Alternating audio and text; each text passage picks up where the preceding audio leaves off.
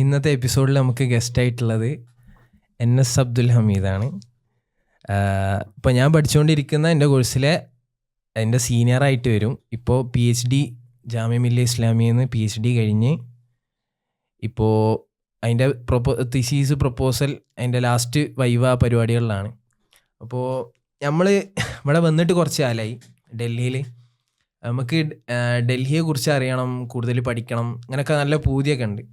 അപ്പോൾ ഇവിടെ വരുന്നതിന് മുമ്പ് പേഴ്സണലി നിങ്ങൾ ഡൽഹിക്ക് അങ്ങനെ വരണം വിചാരിച്ച് വന്നല്ലോ. ഞാനിങ്ങനെ ഡിഗ്രി പഠിക്കുമ്പോൾ തന്നെ എനിക്ക് ഡൽഹി പഠിക്കണം. ഇപ്പോൾ ഡൽഹിക്ക് നമ്മൾ ടൂറൊക്കെ വരുമ്പോൾ, കശ്മീർക്ക് വരുമ്പോൾ ഡൽഹി ഇങ്ങനെ 3-4 ദിവസമൊക്കെ നിൽക്കുമ്പോൾ ഇങ്ങനെ ഡൽഹിനെ കുറിച്ച് പഠിക്കണം എന്നൊക്കെ ഇങ്ങനെ ബുദ്ധിയുണ്ട്. അപ്പോൾ അതിൻ്റെ ഭാഗമായിട്ട് നമ്മൾ ഡൽഹി ഗാഥകൾ, ഡൽഹി അങ്ങനെ കുറേ ഡൽഹിയുമായി ബന്ധപ്പെട്ട പുസ്തകങ്ങളൊക്കെ വായിക്കും. അപ്പോൾ എം മുകുന്ദൻ അന്നത്തെ മെയിൻ ഒരു ഫാനായിരുന്നു. അപ്പോൾ എം മുകുന്ദൻ്റെ ഡൽഹി ഗാഥകൾ ഞാൻ അങ്ങനെ വായിച്ചപ്പോൾ എനിക്ക് സ്ട്രൈക്ക് ചെയ്ത സാധനമാണ്. ഇപ്പോൾ ഡൽഹിയിൽ ഒരുപാട് കഥകളുണ്ട്, പക്ഷെ അവിടെ കഥ ഇല്ലാത്ത മനുഷ്യന്മാരാണ് ഇന്ന് ഡൽഹി കഥകളിൽ ഇങ്ങനെ എം മുകുന്ദൻ പറയുന്നുണ്ട്. അപ്പോൾ എനിക്കിങ്ങനെ ഇവിടെ വന്നപ്പോഴും, പക്ഷേ ഞാൻ ഇവിടെ വന്നിട്ട് ഇപ്പോൾ കുറേ മാസങ്ങളായി, പക്ഷെ എന്നാലും ഡൽഹി എക്സ്പ്ലോർ ചെയ്തോന്ന് ചോദിച്ചാൽ ഡൗട്ടാണ്. കാരണം ഞാൻ ഒരു യാത്രികൻ എന്നുള്ള നിലയ്ക്ക് ഡൽഹിക്ക് എത്തുമ്പോൾ കണ്ടതിൻ്റെ ഒരു എത്രയോ ശതമാനം പോലും ഇപ്പോൾ ഡൽഹിക്ക് വന്നപ്പോൾ കണ്ടില്ല. അപ്പോൾ ആരും ഇവിടെ കുറേ കാലം നിന്ന ഒരാൾ, ഇപ്പോൾ PhDക്കൊക്കെ ഇവിടെ നിന്ന ഒരാളെന്ന് പറയുമ്പോൾ നമ്മൾ ആദ്യം ഡൽഹിനെ കുറിച്ച് ചോദിക്കും. എനിക്ക് അത് പോഡ്കാസ്റ്റ് നമ്മൾ തുടങ്ങണം എന്ന് വിചാരിക്കുന്ന തന്നെ ഡൽഹിയെ കുറിച്ചുള്ള അനുഭവങ്ങൾ. ഇപ്പോൾ ഈ ഡൽഹിയുടെ തീരാത്ത കഥകളുടെ നഗരമാണ് ഡൽഹിയെങ്കിൽ, ജിന്നുകളുടെ നഗരമാണ് ഡൽഹിയെങ്കിൽ എന്താണ് ശരിക്കും ഡൽഹി എന്നുള്ള സാധനം നിങ്ങളുടെ ഒരു അനുഭവത്തിൽ എങ്ങനെയായിരുന്നു എന്നുള്ളത് അറിയാനാണ് പൂതി. ഈ പറഞ്ഞ പോലെ നമ്മൾ വായിച്ചുകൊണ്ടാണ് ഡൽഹിനെ കുറിച്ചൊക്കെ ആദ്യമായിട്ട് അറിയുന്നത്. പിന്നെ ഞാൻ ചെറുപ്പത്തിൽ ഈ പൊളിറ്റിക്സ് ഭയങ്കര ഇഷ്ടമുള്ള ആളാണ്. ചെറുപ്പത്തിൽ പൊളിറ്റിക്സ് അപ്പോൾ ഈ രാവിലെ 6 മണിക്ക് എഴുന്നേറ്റ് അപ്പുറത്തെ വീട്ടിൽ പോയി പത്രം വായിക്കും. എൻ്റെ വീട്ടിലന്ന് പത്രം വരുന്നില്ല. തൊട്ട് മുമ്പിൽ തന്നെ ഒരു വീടുണ്ട്, അവിടെയാണ് ഞങ്ങൾ TV കാണാൻ പോകുന്നത്, അവിടെയാണ് പത്രം വായിക്കാൻ പോകുന്നത്. അപ്പോൾ ഒരു മാധ്യമം പത്രമുള്ളത്. അപ്പോൾ ഞാനാണ് ആദ്യം പത്രം വായിക്കുക. ചിലപ്പോൾ ഒക്കെ പത്രക്കാരൻ്റെ കയ്യിൽ നിന്ന് പത്രം വാങ്ങുന്ന ആൾ ഞാനായിരിക്കും. അപ്പോൾ ഞാൻ വായിക്കും. കുറേ നേരം കഴിയുമ്പോൾ വീട്ടിലെ കാതർക്കാന്ന് പറഞ്ഞ ആൾ വരും. ആളൊരു മിഠായി കച്ചവടമൊക്കെ ഉണ്ടായിരുന്ന ഒരാളാണ്. എന്നിട്ട് അയാൾ എന്നോട് ഇങ്ങനെ വായിച്ചിട്ട് പറയും, കണ്ടില്ലേ വാജ്പേയി അല്ല വാജ്പോയിയാണ്, അങ്ങനെയൊക്കെ പറയും. അവരുടെ നാടൻ സംസാരമൊക്കെയാണ്. കണ്ടില്ലേ കുംഭകോണം. അപ്പം എനിക്ക് കുംഭകോണം എന്താണെന്നൊന്നും അറിയില്ല. പിന്നെ അങ്ങനെ പിന്നെ ജോർജ് ഫെർണാണ്ടസ് അങ്ങനത്തെ ആൾക്കാരൊക്കെ അന്നത്തെ ഓർമ്മയിൽ വരുന്ന. ഡൽഹിയിൽ അങ്ങനെ, ഡൽഹിയിൽ ഇങ്ങനെ. നമ്മൾ ഈ കൊച്ചിൻ ഹനീഫ ഞാൻ തിരുവനന്തപുരത്തേക്ക് വിളിക്കട്ടെ ഇടക്കിടക്ക് പറയുന്ന പോലെ മൂപ്പരുടെ എല്ലാം. ചെറിയൊരു കുട്ടിയാണ് ഞാൻ, എനിക്ക് ഇതൊന്നും മനസ്സിലാക്കാനുള്ള സമയമായിട്ടില്ലെങ്കിലും മൂപ്പര് രാവിലെ എഴുന്നേറ്റിട്ട് ഈ വലിയ രാഷ്ട്രീയം പറയുന്നത് തന്നെ. അങ്ങനെയാണ് ഡൽഹി എന്നുള്ളൊരു സംഗതി എനിക്ക് ഭയങ്കര. ഡൽഹിയിൽ പഠിക്കണം എന്നുള്ളൊരാഗ്രഹം വരുന്നത് ഞാൻ കോളേജിൽ പഠിക്കുന്ന സമയത്താണ്. അതും സിവിൽ സർവീസ് മോഹം ഉണ്ടായിരുന്നുണ്ട്. മുഖർജി നഗറിൽ വരിക അങ്ങനെ. പക്ഷേ പെട്ടെന്ന് എന്ന് പറഞ്ഞാൽ 2016 എൻ്റെ ഉപ്പച്ചി മരിക്കുകയാണ്. ആ സമയത്ത് ഞങ്ങളൊരു 8 പേരാണ് സിവിൽ സർവീസിന് അവിടെ കാര്യമായിട്ട് കെട്ടിമറിഞ്ഞിരുന്നത്. അങ്ങനെ ഉപ്പച്ചി മരിച്ചു കഴിഞ്ഞപ്പോൾ എന്നോടൊരു ഉസ്താദുണ്ട്, മൂപ്പര് ജാമിയ മില്ലിയിൽ നിന്ന് PhD കഴിഞ്ഞാണ്, ഡോക്ടർ ഉമറുൽ ഫാറൂഖ് സഖാഫി. മൂപ്പരെ വിളിച്ചിട്ട് പറഞ്ഞു, സിവിൽ സർവീസിൽ ഒരു അൺസർട്ടനിറ്റി ഉണ്ട്, അതിനായിട്ടിരിക്കണം, ഒറ്റ റൗണ്ടിൽ കിട്ടിക്കൊള്ളണം എന്നില്ല. നിൻ്റെ വീട്ടിലിപ്പോൾ നിന്നെ ആവശ്യമുണ്ട്, അതുകൊണ്ടൊരു പ്രൊഫഷണൽ കോഴ്സ് എന്ത് ചെയ്യണം, പേഴ്സ്യൂ ചെയ്യണം എന്ന് പറഞ്ഞു. അങ്ങനെ മൂപ്പര് എന്നോട് പറഞ്ഞു, നീ എഴുതും, നീ പ്രസംഗിക്കും, നന്നായിട്ട് അവതരിപ്പിക്കും, ജേർണലിസം എന്തുകൊണ്ട് ചെയ്തുകൂടാ എന്ന് ചോദിച്ചു. എന്നോട് പറയുന്നത് ഏഷ്യൻ കോളേജ് ഓഫ് ജേർണലിസത്തിൽ പോവാം അങ്ങനെയൊക്കെയാണ്. ഞാൻ നോക്കി ഏഷ്യൻ കോളേജ് ഓഫ് ജേർണലിസം. പിന്നുള്ളത് IIJNM ആണ് ബാംഗ്ലൂരിൽ. പക്ഷെ അവിടെ ഒന്നും ഇല്ലാത്ത എന്തോ ഒരു സാധനം ഡൽഹിയിലുണ്ടല്ലോ. ബാംഗ്ലൂരായാലും ചെന്നൈ ആയാലും നമുക്കൊരിക്കലും നമ്മളെ ഭ്രമിപ്പിക്കുന്നൊരു സാധനമല്ല, പക്ഷെ വല്ലാതെ പ്രലോഭിപ്പിക്കുന്നൊരു സംഗതിയായി ഡൽഹി ഇങ്ങനെ വിളിക്കുന്നുണ്ട്. അങ്ങനെയാണ് ജാമ്യയിൽ വരുന്നത്, IIMCയിൽ വരുന്നത്. IIMCയിൽ നിന്ന് ഇൻ്റർവ്യൂ കൊടുത്തപ്പോൾ തന്നെ എനിക്ക് വല്ലാത്തത്. എന്നോട് ചോദിക്കുന്നത് 2017 എന്താ നരേന്ദ്രമോദിനെ കുറിച്ചുള്ള അഭിപ്രായം എന്നാണ്. അപ്പോൾ തന്നെ എനിക്ക് ആകെ, അപ്പോൾ ഒന്നുകിൽ അവർ വളരെ സത്യസന്ധമായി ഒരു പബ്ലിക് ഒപ്പീനിയൻ ഫോം ചെയ്യുക എന്നുള്ളതാണ് ഒരു ജേർണലിസ്റ്റിൻ്റെ. അപ്പോൾ എന്താണ് ഇയാൾ പിന്നെ പ്രെജുഡൈസ് ഒന്നും ഇല്ലാതെ പറയുമോ, അതായിരിക്കും അവർ ഉദ്ദേശിക്കുന്നുണ്ടാവുക. പക്ഷേ അവരുടെ ചോദ്യത്തിൽ നിന്നും ഞാനത് പറഞ്ഞ് വളരെ ഡിപ്ലോമാറ്റിക്കായി പറഞ്ഞ് വരുന്ന അതിൻ്റെ അപ്പുറത്ത് എങ്ങനെയൊക്കെയാണെങ്കിലും എന്ന് പറഞ്ഞ് ഇതിൻ്റെ കൺസേൺ ഒക്കെ ഉള്ള സൈഡ് പറയാൻ വന്നപ്പോൾ തന്നെ അവർ okay you have a but you made your point എന്ന് പറഞ്ഞു. അപ്പോൾ തന്നെ എനിക്ക് മനസ്സിലായി that's not the place for me. പിന്നെയാണ് ജാമ്യ വരുന്നത്. പിന്നെ ജാമ്യക്ക് അതിൻ്റെതായ ഒരു ലാഗും ഡിലേ ഒക്കെ ഉണ്ട് റിസൾട്ട് വരാൻ. ഹാഫീസിന് അറിയണ്ടാവും. അങ്ങനെ MCRC എന്ന് പറഞ്ഞൊരു സംഗതി എന്താണ്, അവിടെ എന്തൊക്കെ കോഴ്സ് ഉണ്ട് എന്നുള്ളതിൻ്റെ കുറേ ഡീറ്റെയിൽ ഒന്നും എനിക്കറിയില്ല. ഇന്നിപ്പോൾ MCRCനെ കുറിച്ച് ആര് ചോദിച്ചാലും ഞാൻ അങ്ങനെ പറയും അവിടെ 4 MA കോഴ്സ് ഉണ്ട്, ഇത്ര PG ഡിപ്ലോമ കോഴ്സ് ഉണ്ട്, അവിടെ ഇങ്ങനെ. MCRC അറിയാത്തവർക്ക് മാസ് കമ്മ്യൂണിക്കേഷൻ അതെ റിസർച്ച് അതെ ഇവിടുത്തെ ഞാനിത് MCRCനെ കുറിച്ച് പറയുകയാണെങ്കിൽ ഇപ്പോൾ ഹാഫീസ് പറഞ്ഞ പോലെ ഷാറൂഖ് ഖാൻ, ബർക്കാദത്ത്, ഹാഫീസ് ഇനിയിപ്പോൾ അങ്ങനെ പറയണം, ഷാറൂഖ് ഖാൻ, ബർക്കാദത്ത്, കിരൺ റാവു, കബീർ ഖാൻ, NS അബ്ദുൽ ഹമീദ്, ഇങ്ങനെയൊക്കെ അതെ അതെ ഇങ്ങനെയൊക്കെ ഉള്ളവർ പഠിച്ച ഞാനത് പറയാറുണ്ട് എപ്പോഴും. ഈ പിന്നെ നമ്മുടെ സ്മൃതിയുടെ പരിപാടിക്കൊക്കെ ഞാനത് അങ്ങനെ പറയല്. അപ്പോൾ നമ്മുടെ ഒരു മാനിഫെസ്റ്റേഷൻ ആണല്ലോ അങ്ങനെ എണ്ണപ്പെടുന്ന ഒരാളാവുക എന്നുള്ളത്. ഞാൻ അവിടെ പോയി നോക്കും, അവിടെ ഈ അലുമിനീസിന്റെ പ്രധാനപ്പെട്ട ആളുകളുടെ ഉണ്ട്. അപ്പോൾ ഡാനിഷ് ഉള്ള ആൾക്കാരൊക്കെ ഉണ്ട് ഇതിനകത്ത്. ഡാനിഷ് സിദ്ദീഖിനെ പറയാതെ നമുക്കത് ആ ഒരു പട്ടിക പൂർത്തിയാക്കാൻ പറ്റില്ല. അപ്പോൾ ഞാൻ ആലോചിക്കും എന്തെങ്കിലും എൻ്റെ ഫോട്ടോ അവിടെ വരണം എന്ന് വിചാരിക്കും. നമ്മളതിന് വേണ്ടിയിട്ട് എന്താ ചെയ്യണമെന്നുള്ളത് നമ്മൾ ഉറങ്ങുന്നേക്കുമ്പോൾ എപ്പോഴും ആലോചിക്കേണ്ട കാര്യമാണ്. പക്ഷെ അങ്ങനെയാണ് MCRCയിൽ വരുന്നത്. ഇപ്പൊ ഈ നാട്ടില് ഇപ്പൊ വലിയ മുതിർന്ന ആളുകളൊക്കെ ഇപ്പൊ എന്താ ചെയ്യണെന്ന് വെച്ചാല് ഞാൻ ഷാറൂഖ് ഖാൻ പഠിച്ച അങ്ങനെയാ പറയല് ഫുള്ള്. ഞാൻ എൻ്റെ നാട് എന്ന് പറഞ്ഞാൽ കൊടുങ്ങല്ലൂരാണ്. അപ്പോൾ ഈ മുഹമ്മദ് അബ്ദുറഹ്മാൻ സാഹിബിൻ്റെ നാട്ടിൻ്റെ അടുത്താണ്. അപ്പോൾ ഈ അലിഗഡ് മൂവ്മെൻറ്റിൽ നിന്നും ജാമ്യ ഉണ്ടാവുന്ന സമയത്ത് അങ്ങനൊരു പറച്ചിലുണ്ട്. അതിൻ്റെ ചരിത്രപരമായ ആധാരങ്ങളൊന്നും എനിക്കറിയില്ല. പക്ഷെ അന്ന് ഇറങ്ങിപ്പോകുന്ന വിദ്യാർത്ഥികളിൽ ഒരാളായിരുന്നു മുഹമ്മദ് റഹ്മാൻ സാഹിബ് എന്ന് പറയാറുണ്ട്. അലിഗഡിൽ നിന്ന് ജാമ്യയിലേക്ക് വരുന്ന ടീച്ചേഴ്സും കുറച്ച് വിദ്യാർത്ഥികൾ ഇറങ്ങിപ്പോരുന്നുണ്ടല്ലോ ജാമ്യ ഉണ്ടാക്കാനായിട്ട്. അപ്പോൾ ഞാൻ അങ്ങനെ പറയും അബ്ദുറഹ്മാൻ സാഹിബിൻ്റെ ലെഗസിയാണ്, ഞാനിപ്പോൾ ജാമ്യയിലാണെന്ന് കുറച്ച് ആൾക്കാരോട് പറയും. ഒരുവിധ ആൾക്കാരോടൊക്കെ ഞാൻ പറയില്ല ഷാറുഖ് ഖാൻ പഠിച്ചത് അതാ കുറച്ചുകൂടി പറയാൻ സുഖം. ജാമ്യയിലാണോ ഷാറുഖ് ഖാൻ പഠിച്ചത്?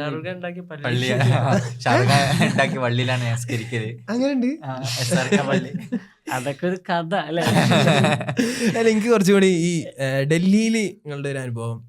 ഡൽഹി പറഞ്ഞ പോലെ ഡൽഹിയിൽ വന്ന് നിങ്ങൾക്കറിയണ്ടാവും. ഇപ്പോൾ MCRC എന്ന് പറയുമ്പോൾ ഏഷ്യയിലെ ഏറ്റവും മികച്ച മാസ് കമ്മ്യൂണിക്കേഷൻ റിസർച്ച് സെൻറ്റർ എന്നാണ് നമ്മൾ പറയാറുള്ളത്. ജാമ്യയുടെ തന്നെ ഫ്ലാഗ്ഷിപ്പ് കോഴ്സുകളിലൊന്നാണ്. ഇവിടെ അതിൻ്റേതായ തിരക്കുകളാണ്, ഫുൾ തിരക്കുകൾ, പ്രൊഡക്ഷൻ കാര്യങ്ങൾ. പക്ഷെ അങ്ങനെയൊക്കെ ആണെങ്കിലും നമുക്കൊന്ന് ഡൽഹി കാണണമെന്നുണ്ടായിരുന്നു. അപ്പോൾ ഡൽഹിനെ കുറിച്ച് എഴുതണം എന്നൊക്കെ ഉണ്ടായിരുന്നു.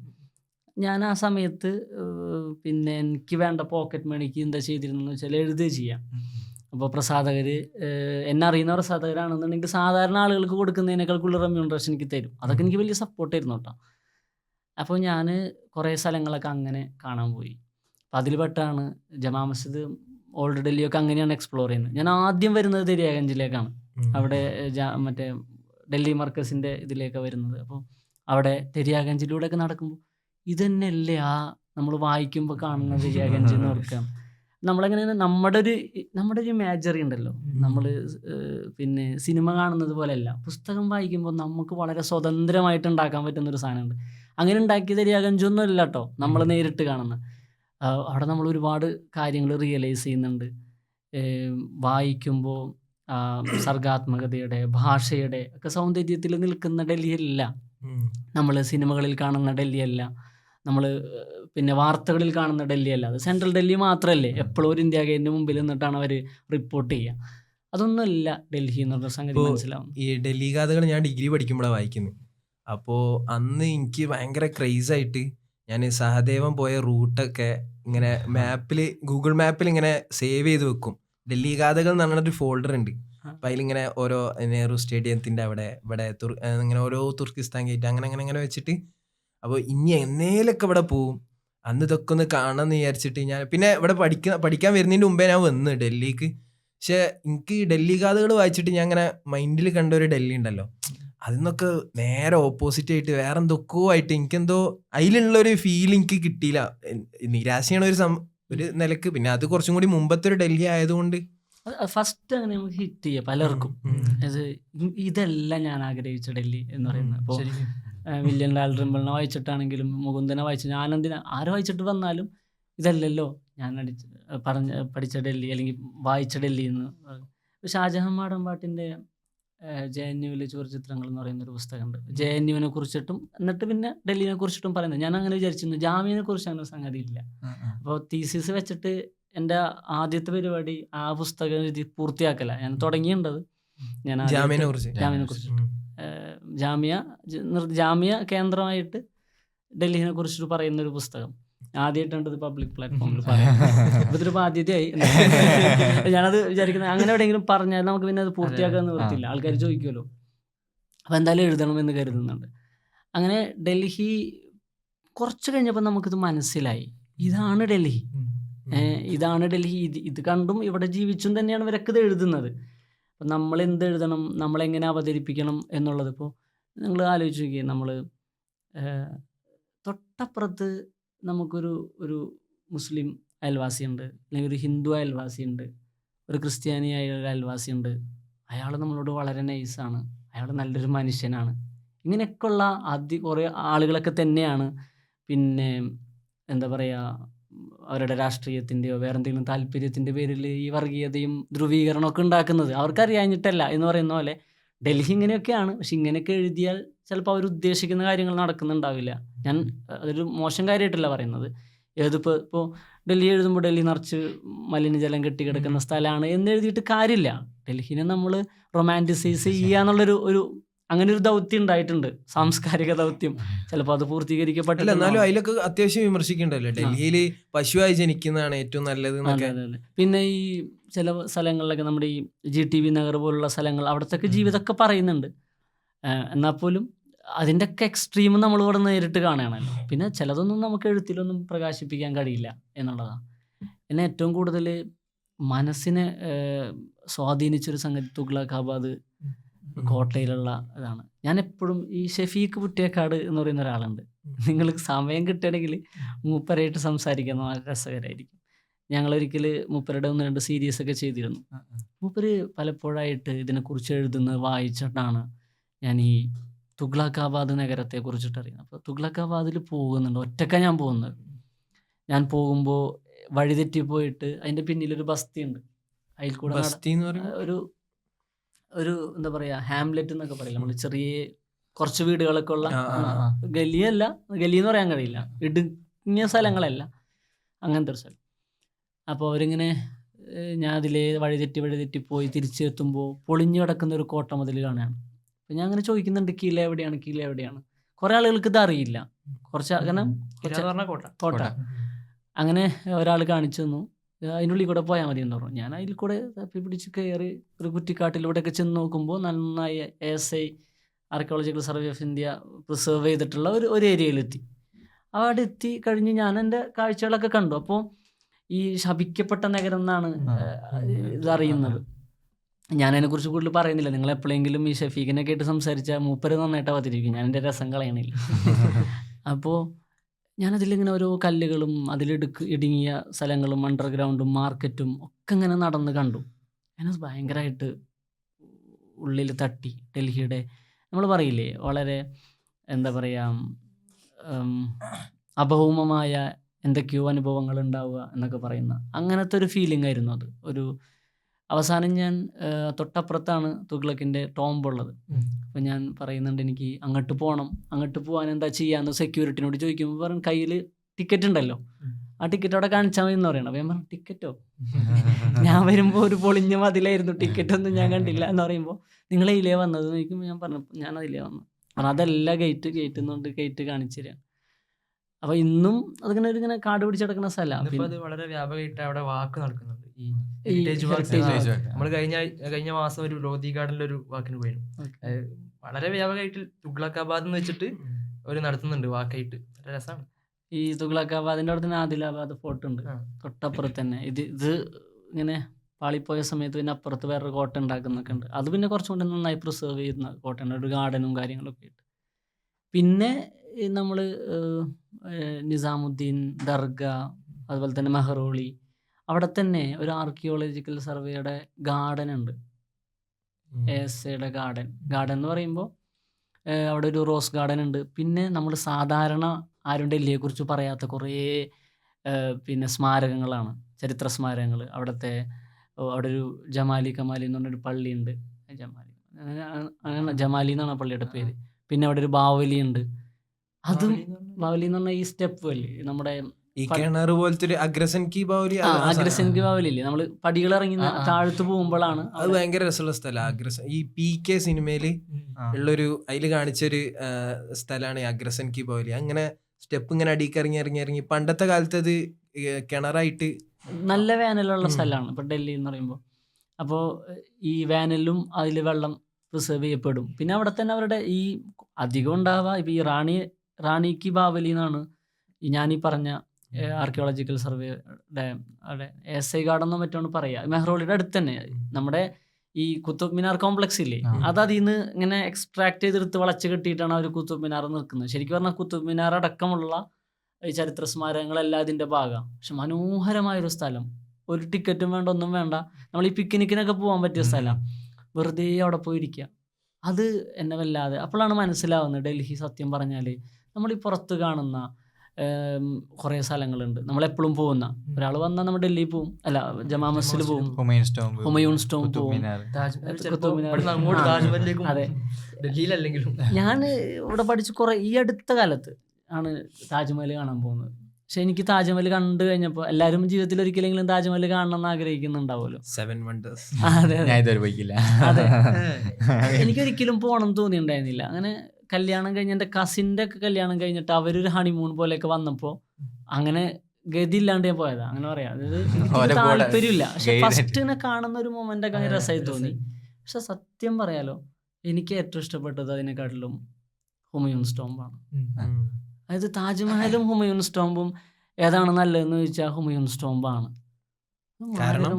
അതിന് കാരണം എന്താ വെച്ചിട്ടുണ്ടെങ്കിൽ, ഞാൻ പണ്ട് നമ്മൾ ഈ കോളേജിൽ പഠിക്കുന്ന സമയത്ത് ഈ ചില ദിവസങ്ങളിൽ APUS ക്ലാസ് എടുക്കാൻ വരും. അത് മർക്കസ് അടക്കുമ്പോൾ ബുഹാരി ഞങ്ങൾക്ക് ഔതാം. അപ്പോൾ ആദ്യത്തെ ക്ലാസ്, അതായത് ബുഹാരി ദർസ് മർക്കസ് ഈ റമദാനിൽ അടവായിരിക്കും. പൂനൂർ അങ്ങനെയല്ല, ഗാർഡനിൽ അങ്ങനെയല്ല, അവരവിടെ റമദാനിലൊക്കെ ക്ലാസ് ഉണ്ടാവും. പൂനൂർ ഞാൻ പഠിച്ച സ്ഥലം മദീനത്തിനൂർ. അപ്പോൾ അവിടെ ഉസ്താദ് വന്നിട്ട് ഏറ്റവും സീനിയർ ബാച്ചിന് ബുഹാരി തുടങ്ങും. ഉസ്താദ് 50 വർഷമായിട്ട് ബുഹാരി നിർത്തിയിട്ടില്ല. അപ്പോൾ ബുഹാരി തുടങ്ങും. ആദ്യത്തെ ക്ലാസ്സിൽ എല്ലാവർക്കും പങ്കെടുക്കാം, ചെറിയ കുട്ടികൾക്കൊക്കെ പങ്കെടുക്കാം. ഞാൻ അവിടുത്തെ ചെറിയ ക്ലാസ്സിലായിരിക്കുന്ന സമയത്ത് ഈ ഉസ്താദ് ഹാഫിലിങ്ങളെ കൊണ്ട് ചില ആയത്തുകളൊക്കെ ഒതിക്കും. അങ്ങനെ ഒതിച്ചൊരായത്തുണ്ട്, അതായത് അള്ളാഹു എന്താണ് എന്ന് പറയുന്നൊരായത്ത്. അതായത് ഈ നന്നായി തേച്ചു മിനുക്കിയ റാന്തലിൻ്റെ ചില്ലിലൂടെ വരുന്ന പ്രകാശം പോലെ എന്നൊക്കെ പറയുന്ന ഒരു ഭാഗമുണ്ട്. എന്നിട്ട് അതിനെക്കുറിച്ചിട്ട്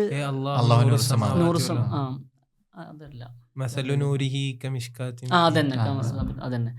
അപ്പം ആ ഇതിൽ പിന്നെ ഈ അത് കഴിഞ്ഞിട്ട് അതിൻ്റെ ഒരു ഇൻ്റർപ്രിട്ടേഷൻ നൽകുമ്പോൾ ഒരു ഉസ്താദ്, ആരാണെന്ന് ഞാൻ ഓർക്കുന്നില്ല, പറയുന്നുണ്ട് ഹുമയൂൺ സ്റ്റോംബിൻ്റെ നിർമ്മിതിയിൽ അതിൻ്റെ ഈ ടോംബിൻ്റെ ജാലകങ്ങളുണ്ട്.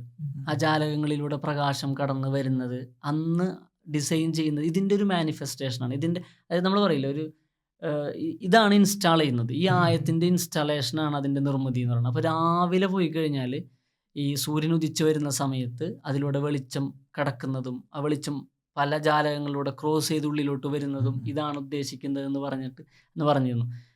ഞാനത് പോയിട്ട് എനിക്കത് കണ്ട് മനസ്സിലാക്കാനൊന്നും പറ്റിയില്ല. പക്ഷേ അങ്ങനെ ഒരു സാധനം മനസ്സിൽ കിടക്കുന്നുണ്ട്.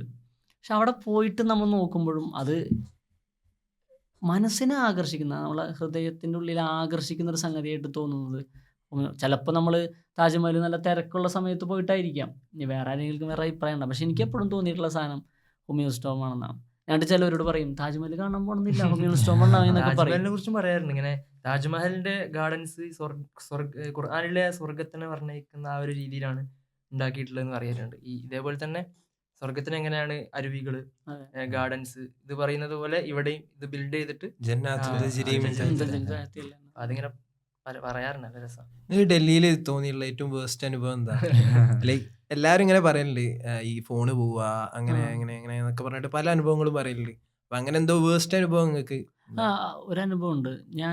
നമ്മുടെ ഒരു ഫ്രണ്ട് ഉണ്ടായിരുന്നു, മൂപ്പര് താമസിച്ചിരുന്ന മൂപ്പരുടെ സിസ്റ്ററുടെയും ഹസ്ബൻഡിൻ്റെയും വീട്ടിലാണ്. മെഹ്റോളിന്ന് കുറച്ച് മാറി ഒരു സ്ഥലത്താണ്, ആർക്കേപുരാണോ സ്ഥലത്തിൻ്റെ പേര് ഞാൻ ഓർക്കുന്നില്ല. അപ്പം അന്ന് ഈ ഞങ്ങളുടെ കൂട്ടത്തിലൊരു ഫ്രണ്ടിൻ്റെ ബർത്ത്ഡേ ആഘോഷമുണ്ട്. അപ്പോൾ ഇയാളുടെ വീട്ടിലാണ് ബർത്ത്ഡേ ആഘോഷം. അയാളുടെ ഇത്തയും പിന്നെ അളിയനൊന്നും അവിടെ ഇല്ല. അപ്പം അന്ന് ഞങ്ങൾ പിന്നെ ഭക്ഷണം പാചകം ചെയ്ത് ഞങ്ങൾ രണ്ടുപേരും കേക്കായിട്ട് വരും. ബർത്ത്ഡേ ഉള്ള ആൾ അവിടെ എത്തും. ആ വീട്ടിൽ നിൽക്കുന്ന എൻ്റെ സുഹൃത്ത് കുക്ക് ചെയ്യും. അങ്ങനെയായിരുന്നു ഞങ്ങളുടെ പ്ലാൻ. അന്ന് അവിടെ കുക്ക് ചെയ്യുന്നത് ചിക്കനാണ്. ഉം. അപ്പോൾ അവരുടെ മീന് ഇങ്ങനെ സ്മെല്ല് വരുന്ന സാധനങ്ങൾ കുക്ക് ചെയ്യുന്നത് ആ ലാൻഡ് ലോഡിന് ഇഷ്ടമില്ല. അപ്പോൾ നമ്മൾ ഒരു വീട്ടുകാരോട് പറഞ്ഞേക്കണത്, പിന്നെ നിങ്ങൾ എന്തായാലും ബീഫ് വാങ്ങാൻ പാടില്ല, മറ്റേത് കുക്ക് ചെയ്താലും സ്മെല്ല് പുറത്ത് വരാൻ പാടില്ല എന്നൊക്കെയുള്ള രൂപത്തിലാണ്. ഞങ്ങൾ വരുന്നു. ആദ്യം മൂപ്പരവിടെ ഉണ്ട്. പിന്നെ ഈ ബർത്ത്ഡേ ഉള്ളതൊരു പെൺകുട്ടിയാണ്, അവൾ വന്നു. പിന്നെ ബാക്കിയുള്ള ഫ്രണ്ട്സൊക്കെ വരുന്നുണ്ട്, ഞങ്ങളും വന്നു. അപ്പോൾ ഞങ്ങൾ 4 പേരായിട്ടേ ഉള്ളൂ. ഈ ലാൻഡ് ലോഡിന് അത് ഭയങ്കര പ്രശ്നമായി. മൂപ്പര് വന്നിട്ട് പറഞ്ഞു, പിന്നെ ഒരു സാധാരണ ഒരു സദാചാരം ഉണ്ടല്ലോ, അതായത് കോളേജിൽ പഠിക്കുന്ന ആൺകുട്ടികളും പെൺകുട്ടികളൊക്കെ വരുന്നു, ഒരു സ്ഥലത്ത് വരുന്നു എന്നുള്ളതൊരു ഒരു പ്രശ്നം. അത് നമുക്ക് മനസ്സിലാവും. അത് ഇന്ത്യയുടെ ഒരു എല്ലാവർക്കും മനസ്സിലുള്ളൊരു സാധാരണ സദാചാര പ്രശ്നമാണെന്ന് വിചാരിക്കാം. പക്ഷേ അത് മാത്രം പറഞ്ഞിരുന്നെങ്കിൽ കുഴപ്പമുണ്ടാവില്ലായിരുന്നു. മൂപ്പര് വന്ന് വാതിൽ ആഞ്ഞ് മുട്ടുകയാണ്. വാതിൽ തുറക്കുന്നത് ആ വീട്ടിലുള്ള എൻ്റെ സുഹൃത്താണ്. വാതിൽ തുറന്നു കഴിയുമ്പോൾ സുഹൃത്തിനോട് അയാൾ ചോദിക്കുന്നുണ്ട്, ഇവിടെ എന്താ കുക്ക് ചെയ്യുന്നത് ചോദിക്കുന്നത്. അപ്പോൾ അയാൾ പറഞ്ഞൊന്നുമില്ല എന്ന് പറഞ്ഞു. അല്ലല്ല, നിങ്ങളിവിടെ ബീഫ് കുക്ക് ചെയ്യണമെന്ന് പറഞ്ഞു. അപ്പോൾ അയാളുടെ പ്രശ്നം കുക്ക് ചെയ്യുന്നതാണെന്നുണ്ടെങ്കിൽ നമ്മൾ എന്ത് ചെയ്യുക, ഭക്ഷണമൊക്കെ പുറത്ത് കൊണ്ടുപോവാം ഞങ്ങൾ നോക്കും. പിന്നെ ആൾ അടുത്ത വിഷയം പറയുന്നത്, നിങ്ങളിവിടെ എന്തിനാണ് ഇവിടെ ആൺകുട്ടികളും പെൺകുട്ടികളൊക്കെ വരുന്നത് എന്നുള്ള വിഷയം. അപ്പോൾ അതും ഓക്കെ, നമുക്ക് മനസ്സിലായി അയാളുടെ രോഷം. പക്ഷേ അയാളുടെ പ്രശ്നം ഇതൊന്നും വരുന്നില്ല. ആൾ അടുത്ത വിഷയം പറയണത് മുല്ല ലോഗ് എന്ന് പറഞ്ഞിട്ടാണ്. പിന്നെ അടുത്ത ആളുടെ സ്ലേഴ്സ് വരുന്നത് ഫുള്ള് ഈ റേഷ്യൽ സ്ലേഴ്സാണ് പിന്നെ വരുന്നത്. നമ്മൾ പിന്നെ കള്ളന്മാരാണ്, നമ്മൾ പറയാൻ പറ്റാത്ത അത്രയും വൃത്തികെട്ട ഭാഷയാണ് ഉപയോഗിക്കുന്നത്. അപ്പം ഞങ്ങളുടെ കൂടെയുള്ള സുഹൃത്തുക്കളെല്ലാവരും മുസ്ലിങ്ങളല്ല, അതാണ് ഏറ്റവും രസം. അവർ ഈ ബംഗാളി ബ്രാഹ്മിൺസ് ഉണ്ട്, മറാഠ ബ്രാഹ്മിൺസ് ഉണ്ട്. അപ്പോൾ ഈ ബർത്ത്ഡേ ഉള്ള കുട്ടിയും മറാഠ ബ്രാഹ്മണാണ്. അപ്പോൾ ആ കുട്ടി ചോദിച്ചു, പിന്നെ നിങ്ങൾ എന്തിനാണ് ഇങ്ങനത്തെ ഭാഷ ഉപയോഗിക്കുന്നത് എന്നൊക്കെ ചോദിക്കുന്നുണ്ട്. അവസാനം ഞങ്ങൾ ബഹളം ഉണ്ടാക്കണ്ട, ഞങ്ങൾ ഇവിടുന്ന് പൊയ്ക്കോളാം എന്ന് പറഞ്ഞ് ഞങ്ങൾ വേറെ സുഹൃത്തിൻ്റെ വീട്ടിലോട്ട് പോകാൻ വേണ്ടി തയ്യാറായിട്ടോ. എന്നിട്ട് ഇയാളുടെ കലി തീരുന്നില്ല. ഇയാൾ എന്നെ പിടിച്ചൊരു തള്ളു കളി. 4 നിലയുടെ മുകളിൽ ഞാൻ താഴ്ത്തിയേക്ക് പോകണം. നേരെ വീടല്ല, സ്റ്റെയറുമ്മ കൂടെ. അത് നമ്മൾ ഈ വിയറ്റ്നാം കോളനിയിലൊക്കെ ലാല് വീഴണതാണല്ലോ. ഞാൻ അതേപോലെ ഞാൻ വിചാരിക്കുന്നത്, ഒരു സ്റ്റെയർ കഴിയുമ്പോൾ ഒരു പ്ലാറ്റ്ഫോം വരുമ്പോൾ അവിടെ നിൽക്കണ്ടേ, ഞാൻ അവിടെ നിൽക്കുന്നില്ല. അപ്പോൾ ഇയാൾ എങ്ങനെ എന്നെ തള്ളിയുണ്ടാവും ഞാൻ ആലോചിക്കുക. ഞാൻ എന്നിട്ട് ഏറ്റവും താഴത്ത് എത്തുന്നില്ല, അതിന് മുമ്പ് ഒരുവിധം നമ്മൾ നിൽക്കുന്നുണ്ട്. അപ്പം കഴിയുമ്പോൾ ഇയാളുടെ അമ്മ കയറി വരണം. അമ്മ കയറിയുമ്പോൾ അമ്മക്ക് ആകെ വിഷമായി. ഒരു കുട്ടിയെ തള്ളിയിടല്ലേ ഇയാൾ. അമ്മ എന്നെ എഴുന്നേൽപ്പിച്ചു, ഞാൻ എണീറ്റില്ല. ഞാൻ പറഞ്ഞു എനിക്ക് എണീക്കാൻ പറ്റണില്ല എന്ന് പറഞ്ഞു. സംഭവം എനിക്ക് ആ സമയത്ത് നമ്മൾ ഈ പ്രഷറിൻ്റെ പ്രശ്നമൊക്കെ വന്നു. എനിക്ക് തീരെ പറ്റുന്നില്ല, കയ്യും കാലൊക്കെ വിറക്കുകയാണ്, ദേഷ്യം വരുന്നുണ്ട്, വേദനിക്കുന്നുണ്ട്. അപ്പോൾ ഈ എൻ്റെ കൂടെയുള്ള അപ്പോഴും ഇയാൾ പറഞ്ഞുകൊണ്ടിരിക്കുന്നത് തന്നെയാണ്, നിങ്ങൾ ഫുള്ള് പ്രശ്നമാണ്, നിങ്ങൾ മുസ്ലിങ്ങൾ പ്രശ്നമാണ്, നിങ്ങൾ കള്ളന്മാരാണ്, നിങ്ങൾ വ്യഭിചാരികളാണ്, നിങ്ങൾ അതാണ് ഇതാണ്, നിങ്ങളിവിടെ ബീഫ് കഴിക്കുന്നു, കള്ളു കുടിക്കുന്നു എന്നുള്ള രൂപത്തിലൊക്കെയാണ്. അപ്പോൾ നമ്മുടെ കൂട്ടത്തിലുണ്ടായിരുന്ന ഈ മറാഠ ബ്രാഹ്മണനായിട്ടുള്ള ആ കുട്ടി പറഞ്ഞു, പിന്നെ ഞാനൊരു ബ്രാഹ്മണനാണ്.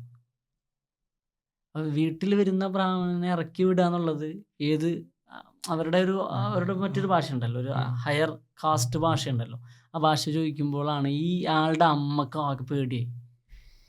എന്നിട്ട് ഇവള് പറയുന്നുണ്ട്, അവരങ്ങനെ ന്യൂട്രലൈസ് ചെയ്യാൻ പറ്റുള്ളൂ, പറയുന്നുണ്ട് ഞാൻ ശപിക്കുകയാണ് എന്നൊക്കെ പറഞ്ഞിട്ട് അവള് ഏതോ ശ്ലോകമൊക്കെ ചൊല്ലി. അങ്ങനെ ഞങ്ങളവിടെ നിന്ന് പോന്നു. പക്ഷെ അതെന്നെ ഭയങ്കരമായി മനസ്സിനെ പിടിച്ചു കുലുക്കിയൊരു സംഗതിയാണ്. എന്താണ്, എങ്ങോട്ടാണ് ഈ ലോകം പോകുന്നത് എന്നുള്ളത്. അതായത് ഇപ്പോൾ ഭക്ഷണം പാചകം ചെയ്താണ് പ്രശ്നം എന്നുണ്ടെങ്കിൽ, ഇനി നാളെ മുതൽ നിങ്ങളോട് താമസിക്കേണ്ട, വെക്കേറ്റ് ചെയ്യാന്നൊക്കെ പറയാം. വളരെ മാന്യമായ രീതിയിൽ പറയാം, ഞങ്ങൾ വെജിറ്റേറിയൻസ് ആണ്, അങ്ങനെ പറയാം. ഇനി ഇതാണ് പ്രശ്നം എന്നുണ്ടെങ്കിൽ അത് പറയും, ഇതൊന്നുമല്ല, അയാളുടെ പ്രശ്നം നമ്മളുടെ ഒരു ഐഡൻറ്റിറ്റിയാണ്, നമ്മുടെ മതമാണ് എന്നുള്ള വിഷയം. അങ്ങനെ അത് എന്നെ വല്ലാതെ പിടിച്ചുലച്ചൊരു സംഗതിയായിരുന്നു. അതിന് ശേഷം എനിക്ക് പലപ്പോഴും നമുക്കങ്ങനെ തോന്നും, നമ്മൾ ചില സ്ഥലങ്ങളിൽ ആളുകളെ, അത് നമ്മുടെ ഒരു ഉള്ളിലുള്ളൊരു പേടിയാണ്, ആളുകൾ നമ്മളെങ്ങനെ കാണുന്നുണ്ടാവുക, അവർക്ക് നമ്മളോട് ദേഷ്യം ഉണ്ടാവുമോ, ഒരു ട്രോമ ഉണ്ടല്ലോ, നമ്മൾ വിട്ടുമാറാത്തൊരു ട്രോമ. ഞാനത് എപ്പോഴും ഞാൻ എന്നിട്ട് ആലോചിച്ചത് എന്ന് വെച്ചിട്ടുണ്ടെങ്കിൽ, അന്ന് എന്നെ രക്ഷിക്കാൻ എൻ്റെ കൂടെ ആൾക്കാരുണ്ട്, പിന്നെ പക്ഷെ ഈവൻ അന്ന് പോലീസിനെ വിളിക്കാൻ പോലും നമുക്ക് പേടിയാണെന്നുണ്ട്. ആരാണ് നമ്മൾ പോലീസിനെ വിളിച്ചിട്ട് നമ്മളെന്താ പോലീസിനോട് പറയാ? എന്തൊക്കെയെന്ന് അപ്പോൾ നമ്മൾ ആ വിഷയം അവിടെ വിട്ടുപോവാണ്. എന്നിട്ട് അന്ന് ഞാൻ അങ്ങനെ ആലോചിച്ചു ഒരു സംഗതി പറഞ്ഞാൽ, ഇതേപോലെ ഞാൻ ആദ്യമായി ഡൽഹിക്ക് വരുമ്പോൾ എല്ലാവർക്കും പേടിയെന്ന് പറഞ്ഞാൽ ജുനൈദിൻ്റെ ഈ വിഷയമാണ്. ഞാൻ ആലോചിച്ചു, ഒരു ചെറിയ കുട്ടി പെരുന്നാളിന് ഡ്രസ്സ് എടുത്ത് വരുമ്പോൾ ജീവിതത്തിൻ്റെ ഏറ്റവും ഭീതിതമായൊരു സംഗതി നേരിടുകയാണ്. എങ്ങനെയാണ് ആ കുട്ടി അത് കഴിഞ്ഞിട്ടുണ്ടാവുക? ആ കുട്ടിയുടെ കൂടെ ഉണ്ടായിരുന്ന ജ്യേഷ്ഠൻ എങ്ങനെയാണ് ആ സാധനം കണ്ടിട്ടുണ്ടാവുക? ആ ട്രെയിനിലുള്ള കുറേ ആൾക്കാർ വെറുതെ ഇരുന്നുണ്ടാവില്ലേ? പ്ലാറ്റ്ഫോമിൽ കുറേ ആൾക്കാർ വെറുതെ നിൽക്കുന്നില്ലേ? അവരൊക്കെ എന്തായിരിക്കും മനസ്സിൽ എന്ന് ഞാൻ ആലോചിച്ച് നോക്കി. അപ്പം എൻ്റെ കൂടെ ആ ബ്രാഹ്മൺ സുഹൃത്തുണ്ടായിരുന്നുകൊണ്ട് അവളൊരിക്കലും ബ്രാഹ്മൺ എന്നുള്ള സാധനം ഓൺ ചെയ്യാത്ത ആളാണ്. പക്ഷെ ആ കുട്ടി അത് അവിടെ പറഞ്ഞ് അവരെ ശപിക്കുന്നു എന്നൊക്കെ പറയുന്ന ഭീഷണിയുടെ സ്വരം പറയുമ്പോഴാണ് അവർക്ക് എന്തോ പ്രശ്നം ഉണ്ടായി എന്ന് തോന്നണത്. അപ്പോഴും ഒരു മനുഷ്യനെ തള്ളിയിടുന്നു. ഞാനെങ്ങാനും തലടിച്ച് വീണിരുന്നെങ്കിലോ, എനിക്കെന്തെങ്കിലും പറ്റിയിരുന്നെങ്കിലോ, അതൊന്നും ഒരു പ്രശ്നമേ അല്ല. അവർക്കറിയാം അതൊന്നും സംഭവിക്കാൻ പോണില്ല എന്ന്. കാരണം അവർക്ക് അവരുടേതായ റീസൺസ് ഉണ്ട്. അത് ഇങ്ങനെ ഒരു സ്ഥലത്ത് പിന്നെ ജസ്റ്റിഫൈഡ് ആകും എന്നുള്ളൊരു സംഗതി ഉണ്ടാവുമായിരിക്കും. അപ്പോൾ ഞാൻ ആലോചിച്ചു, എന്തോരം ആളുകൾ ദിവസവും ഇതിലൂടെ കടന്നു പോകുന്നുണ്ട്. നമ്മൾ ഭയങ്കര പ്രിവിലേജ്ഡ് അല്ലേ? ആഫ്റ്റർ ഓൾ ഞാൻ ഏറ്റവും കൂടുതൽ ആലോചിച്ചത്, നമ്മൾ ഈ JCCയുടെ ഒക്കെ ഭാഗമായിരുന്ന പല ആളുകളും ജാമിയ പ്രശ്നത്തിൻ്റെ പേരിൽ ചോദ്യം ചെയ്യപ്പെട്ടു. അവരെ പിന്നെ അവർ പലരും ഇപ്പോഴും അകത്താണ്. എന്നെ തേടി ആരും വന്നില്ല. വരാതിരുന്നതിൻ്റെ കാരണം ഞാൻ പ്രിവിലേജ്ഡ് ആണ്. ഞാൻ താമസിക്കുന്നത് MP വീട്ടിലാണ്. ഒന്ന് നമുക്ക് ഉള്ളിൻ്റെ ഉള്ളിൽ 100% ഉറപ്പുണ്ട്. ഇന്ത്യൻ ഭരണഘടനയ്ക്കെതിരായി, ഇവിടുത്തെ നിയമങ്ങൾക്കെതിരായി ഞാനൊന്നും ചെയ്തിട്ടില്ല. 100% ഉറപ്പുണ്ട്. ഞാൻ പടച്ചോന് നിരക്കാത്തൊന്നും ചെയ്തിട്ടില്ല. ഈ രാജ്യത്തിൻ്റെ നിയമങ്ങൾക്ക് നിരക്കാത്തൊന്നും ചെയ്തിട്ടില്ല. പിന്നെ ഞാനെന്തിന് പേടിക്കണം എന്നുള്ളൊരു സാധനം. അതല്ലല്ലോ ഇവിടുത്തെ വിഷയം. ഈ ആൾക്കൂട്ടത്തിൻ്റെ ഒരു ഭയങ്കര ഈ NS മാധവ് ഇതുണ്ടല്ലോ, ഇവിടുത്തെ ആൾക്കൂട്ടത്തിന് പാല് പിരിക്കാൻ കഴിയുന്ന ഒരു മണാണ് ഇവിടെ അന്തരീക്ഷത്തിനുള്ളത്. അപ്പോൾ ഈ ഏത് ആൾക്കൂട്ടവും പെട്ടെന്ന് നമുക്ക് ഭയങ്കര അപരിചിതരാണ്, സ്ട്രേഞ്ചേഴ്സാണ്. പക്ഷെ അവരുടെ ഇടയിൽ പെട്ടെന്ന് ഒരു ഒരുമയും എന്തോ ഒന്നിൻ്റെ പേരിൽ അവരിങ്ങനെ ചേർന്ന് നിന്നിട്ട്, ഇപ്പോൾ ഈ പാല് പിരിയുന്ന കാലം എന്നുള്ള പുസ്തകം നമ്മളൊരു എപ്പിസോഡിൽ പറഞ്ഞിട്ടുണ്ട് അതിൻ്റെ കഥ. അപ്പോൾ സാധാരണ ജോലിക്ക് പോകുന്ന ആളുകൾ, സ്ത്രീകൾ, അവരൊക്കെ സോഡാ കുപ്പി എടുത്തിട്ട് അടിക്കാൻ വരികയാണ്. എന്ത് പറഞ്ഞിട്ട്? എൻ്റെ കയ്യിൽ മാംസം ഉണ്ട് എന്ന് പറഞ്ഞിട്ട്. അപ്പോൾ എനിക്കെപ്പോഴും ഈ ഒരു ഇപ്പോൾ ജുനൈദിൻ്റെ കഥ പറഞ്ഞു. ഇപ്പോൾ എന്താ നാട്ടിൽ നിന്ന് എപ്പോഴും ട്രെയിനിൽ ഡൽഹിക്ക് വരുമ്പോൾ ഡൽഹി ഇങ്ങനെ അടുക്കാൻ നേരം പകൽ സമയമൊക്കെ ആണെങ്കിൽ എനിക്കിതിങ്ങനെ വല്ല മനസ്സിൽ വരും. ഇപ്പോൾ AC കമ്പാർട്ട്മെൻറ്റിലാണെങ്കിലും സ്ലീപ്പറിലാണെങ്കിലും ജനറലാണെങ്കിലും ഇങ്ങനെ ഡൽഹിനോട് അടുക്കുമ്പോൾ ഇങ്ങനെ ഈ ജുനൈദിനെ ഓർമ്മ വരും. ആ ട്രാക്ക്, ഒപ്പമുള്ള ട്രാക്കുകൾ. ഇപ്പോൾ ഡൽഹി ആഗ്രയൊക്കെ കഴിഞ്ഞാൽ തന്നെ കുറേ ട്രാക്കുകൾ ഉണ്ടാവുമല്ലോ. അപ്പോൾ ഇങ്ങനെ കുറേ ട്രാക്ക് തന്നെ ഇങ്ങനെ സൈഡിൽ ഇങ്ങനെ കാണാം. അപ്പോൾ ഇതിങ്ങനെ കാണുമ്പോൾ എന്തോ ഒരു ഇടങ്ങേറ്. പിന്നെ ഇപ്പോൾ തുഗ്ലക്കാബാദ് പറഞ്ഞു, ഇപ്പോൾ ഈ ഉള്ളിലൂടെ നടന്നു പോകുമ്പോൾ എനിക്കിങ്ങനെ എന്തോ ഒരു പേടി. എനിക്കെന്തോ ഒരു ഫ്രീ ആയിട്ട് ഇപ്പം ഞാൻ ആസ് എ ട്രാവലർ എന്നുള്ള നിലക്ക് നമ്മൾ പോകുമ്പോൾ പോലും എന്തോ വേറെ ഏത് സ്ഥലത്ത് പോകുമ്പോഴും കിട്ടാത്തൊരു ടൈപ്പ് ഓഫ് സെക്യൂരിറ്റി ഉണ്ടല്ലോ, അതെന്തോ ഇവിടെ ഭയങ്കരമായിട്ട് നഷ്ടപ്പെട്ടു പോകുന്നൊരു പോലെ എന്തോ ഒരു പേടി. ഇങ്ങനെ എന്തോ സാധാരണ ഡൽഹിനെ കുറിച്ച് ഇങ്ങനെ നമ്മളിങ്ങനെ പറയുമ്പോഴും ഏറ്റവും കൂടുതൽ ജസ്റ്റിസ് ഡിനൈ ചെയ്യപ്പെടുന്ന ഒരു സിറ്റിയാണ് ഡൽഹി എന്നുള്ളൊരു പേരുണ്ട്. പണ്ടാണെങ്കിലും ഇപ്പോഴാണെങ്കിലും ഒക്കെ ഒരുപാട് ആൾക്കാർ ജയിലിലാണ്. വീട്ടിൽ നിന്നൊക്കെ ഇങ്ങനെ ഇറങ്ങുമ്പോൾ ഇങ്ങനെ പറയണം, ഇനി സൂക്ഷിക്കണം, നോക്കണം, ആൾക്കാരെ പെരുമാറുമ്പോൾ ഇതാക്കണം, നോക്കണം എന്നൊക്കെ പറഞ്ഞിട്ട് അങ്ങനെ ഓൽക്കെല്ലാം ഭയങ്കര ആശങ്കയാണ്. വിളിക്കുമ്പോൾ ഒക്കെ അവിടെ സേഫ് അല്ലേടാ അങ്ങനെയൊക്കെ ചോദിക്കുക. ഞാൻ പരീക്ഷ എഴുതി കഴിഞ്ഞ് അഡ്മിഷനൊക്കെ എടുത്തിട്ട് ആദ്യം വരുന്നത് വീട്ടിലാണ്. പിന്നെ വിടുന്നില്ല വീട്ടിൽ നിന്ന്. അതിനൊരു സംഭവം എന്ന് വെച്ചിട്ടുണ്ടെങ്കിൽ, ഞാൻ അവസാനം ലാസ്റ്റ് ഒക്കെ കിട്ടി എന്നൊക്കെ അറിയുന്നത് ഞാൻ IMCയുടെ ഇൻ്റർവ്യൂവിന് വരുമ്പോഴാണ് എനിക്കിവിടെ അഡ്മിഷൻ കിട്ടുന്നത്. അത് കഴിഞ്ഞു ഞാൻ അഡ്മിഷൻ എടുത്തിട്ട് ആണ് പിന്നെ പോകുന്നത്. ആ പോകുന്ന പോക്കിൽ ഇതുപോലെ ട്രെയിനൊന്നും കിട്ടാതെ മംഗളൊക്കെ ഒറ്റക്കാണ്. ഏതോ ഒരു സ്റ്റോപ്പിലെത്തി. മംഗള കുറേ സ്റ്റോപ്പ് ഉണ്ടല്ലോ. മംഗള ഞാൻ ഒരിക്കലും പ്രിഫർ ചെയ്യാത്തതിൻ്റെ പ്രശ്നം അതാ. കേരളത്തിൻ്റെ അകത്ത് എത്തിയാലാണ് ബാക്കിയുള്ള തീവണ്ടികൾക്കൊക്കെ സ്റ്റോപ്പുകൾ അധികം ഉള്ളത്. മറ്റേത് 8, 10, 11 സ്റ്റോപ്പൊക്കെ ഉള്ളൂ. ഈ സമ്പർക്രാന്തി ആയാലും മറ്റു സാധനം. ഇതങ്ങനെയല്ല, കുറേ സ്റ്റോപ്പുണ്ട്. എല്ലായിടത്തും ആളുകൾ കയറും. ഞാൻ വരുന്ന ആളുകൾ പാവങ്ങളാണ്, അവർക്ക് എങ്ങനെയെങ്കിലും എവിടെയെങ്കിലും എത്തണം, അതൊന്നും അല്ലാട്ടെ ഞാൻ പറഞ്ഞത്, മറ്റേ പാവങ്ങൾ തന്നെ. പക്ഷേ ഒരിക്കലും ഇതുപോലെ എന്തൊരു മേള നടക്കുന്നുണ്ട്. ഞാൻ എൻ്റെ ബുക്ക് ചെയ്ത സീറ്റിലാണ് ഞാൻ ഇരിക്കുന്നത്, ഈ സൈഡിലെ സീറ്റിൽ. 2 ആൾ വന്നിട്ട് അതിൽ ചിക്കിത്തിരക്കി. അവരെന്നോട് ഇരിക്കട്ടെ എന്നൊന്നും ചോദിക്കുന്നില്ല. അവരേതോ രൂക്ഷഗന്ധമുള്ളൊരു പാൻ ചവക്കുന്നുണ്ട്. ഞാനിവിടെ ഇരിക്കുന്നു, ഇവിടെ ജനല ഈ 2 ഭാഗങ്ങളിലായിട്ട് അവരിങ്ങനെ ഇരിക്കുകയാണ് എൻ്റെ സൈഡിൽ, ഒരാൾ അഡ്ജസ്റ്റ് ചെയ്തിരിക്കുന്നത്. അവർ തമ്മിൽ നന്നായിട്ട് അഡ്ജസ്റ്റ്മെൻ്റ് ഉണ്ട്, എൻ്റെ കാര്യം അവർ നോക്കുന്നേ ഇല്ല. അല്ല, ഒരാൾ മുറുക്കിയിട്ട് വണ്ടി ഓടുന്നതിൻ്റെ അടുത്ത് തന്നെ തുപ്പുന്നൊക്കെ ഉണ്ട്, ഇതിലെയാണ് തുപ്പുന്നതൊക്കെ.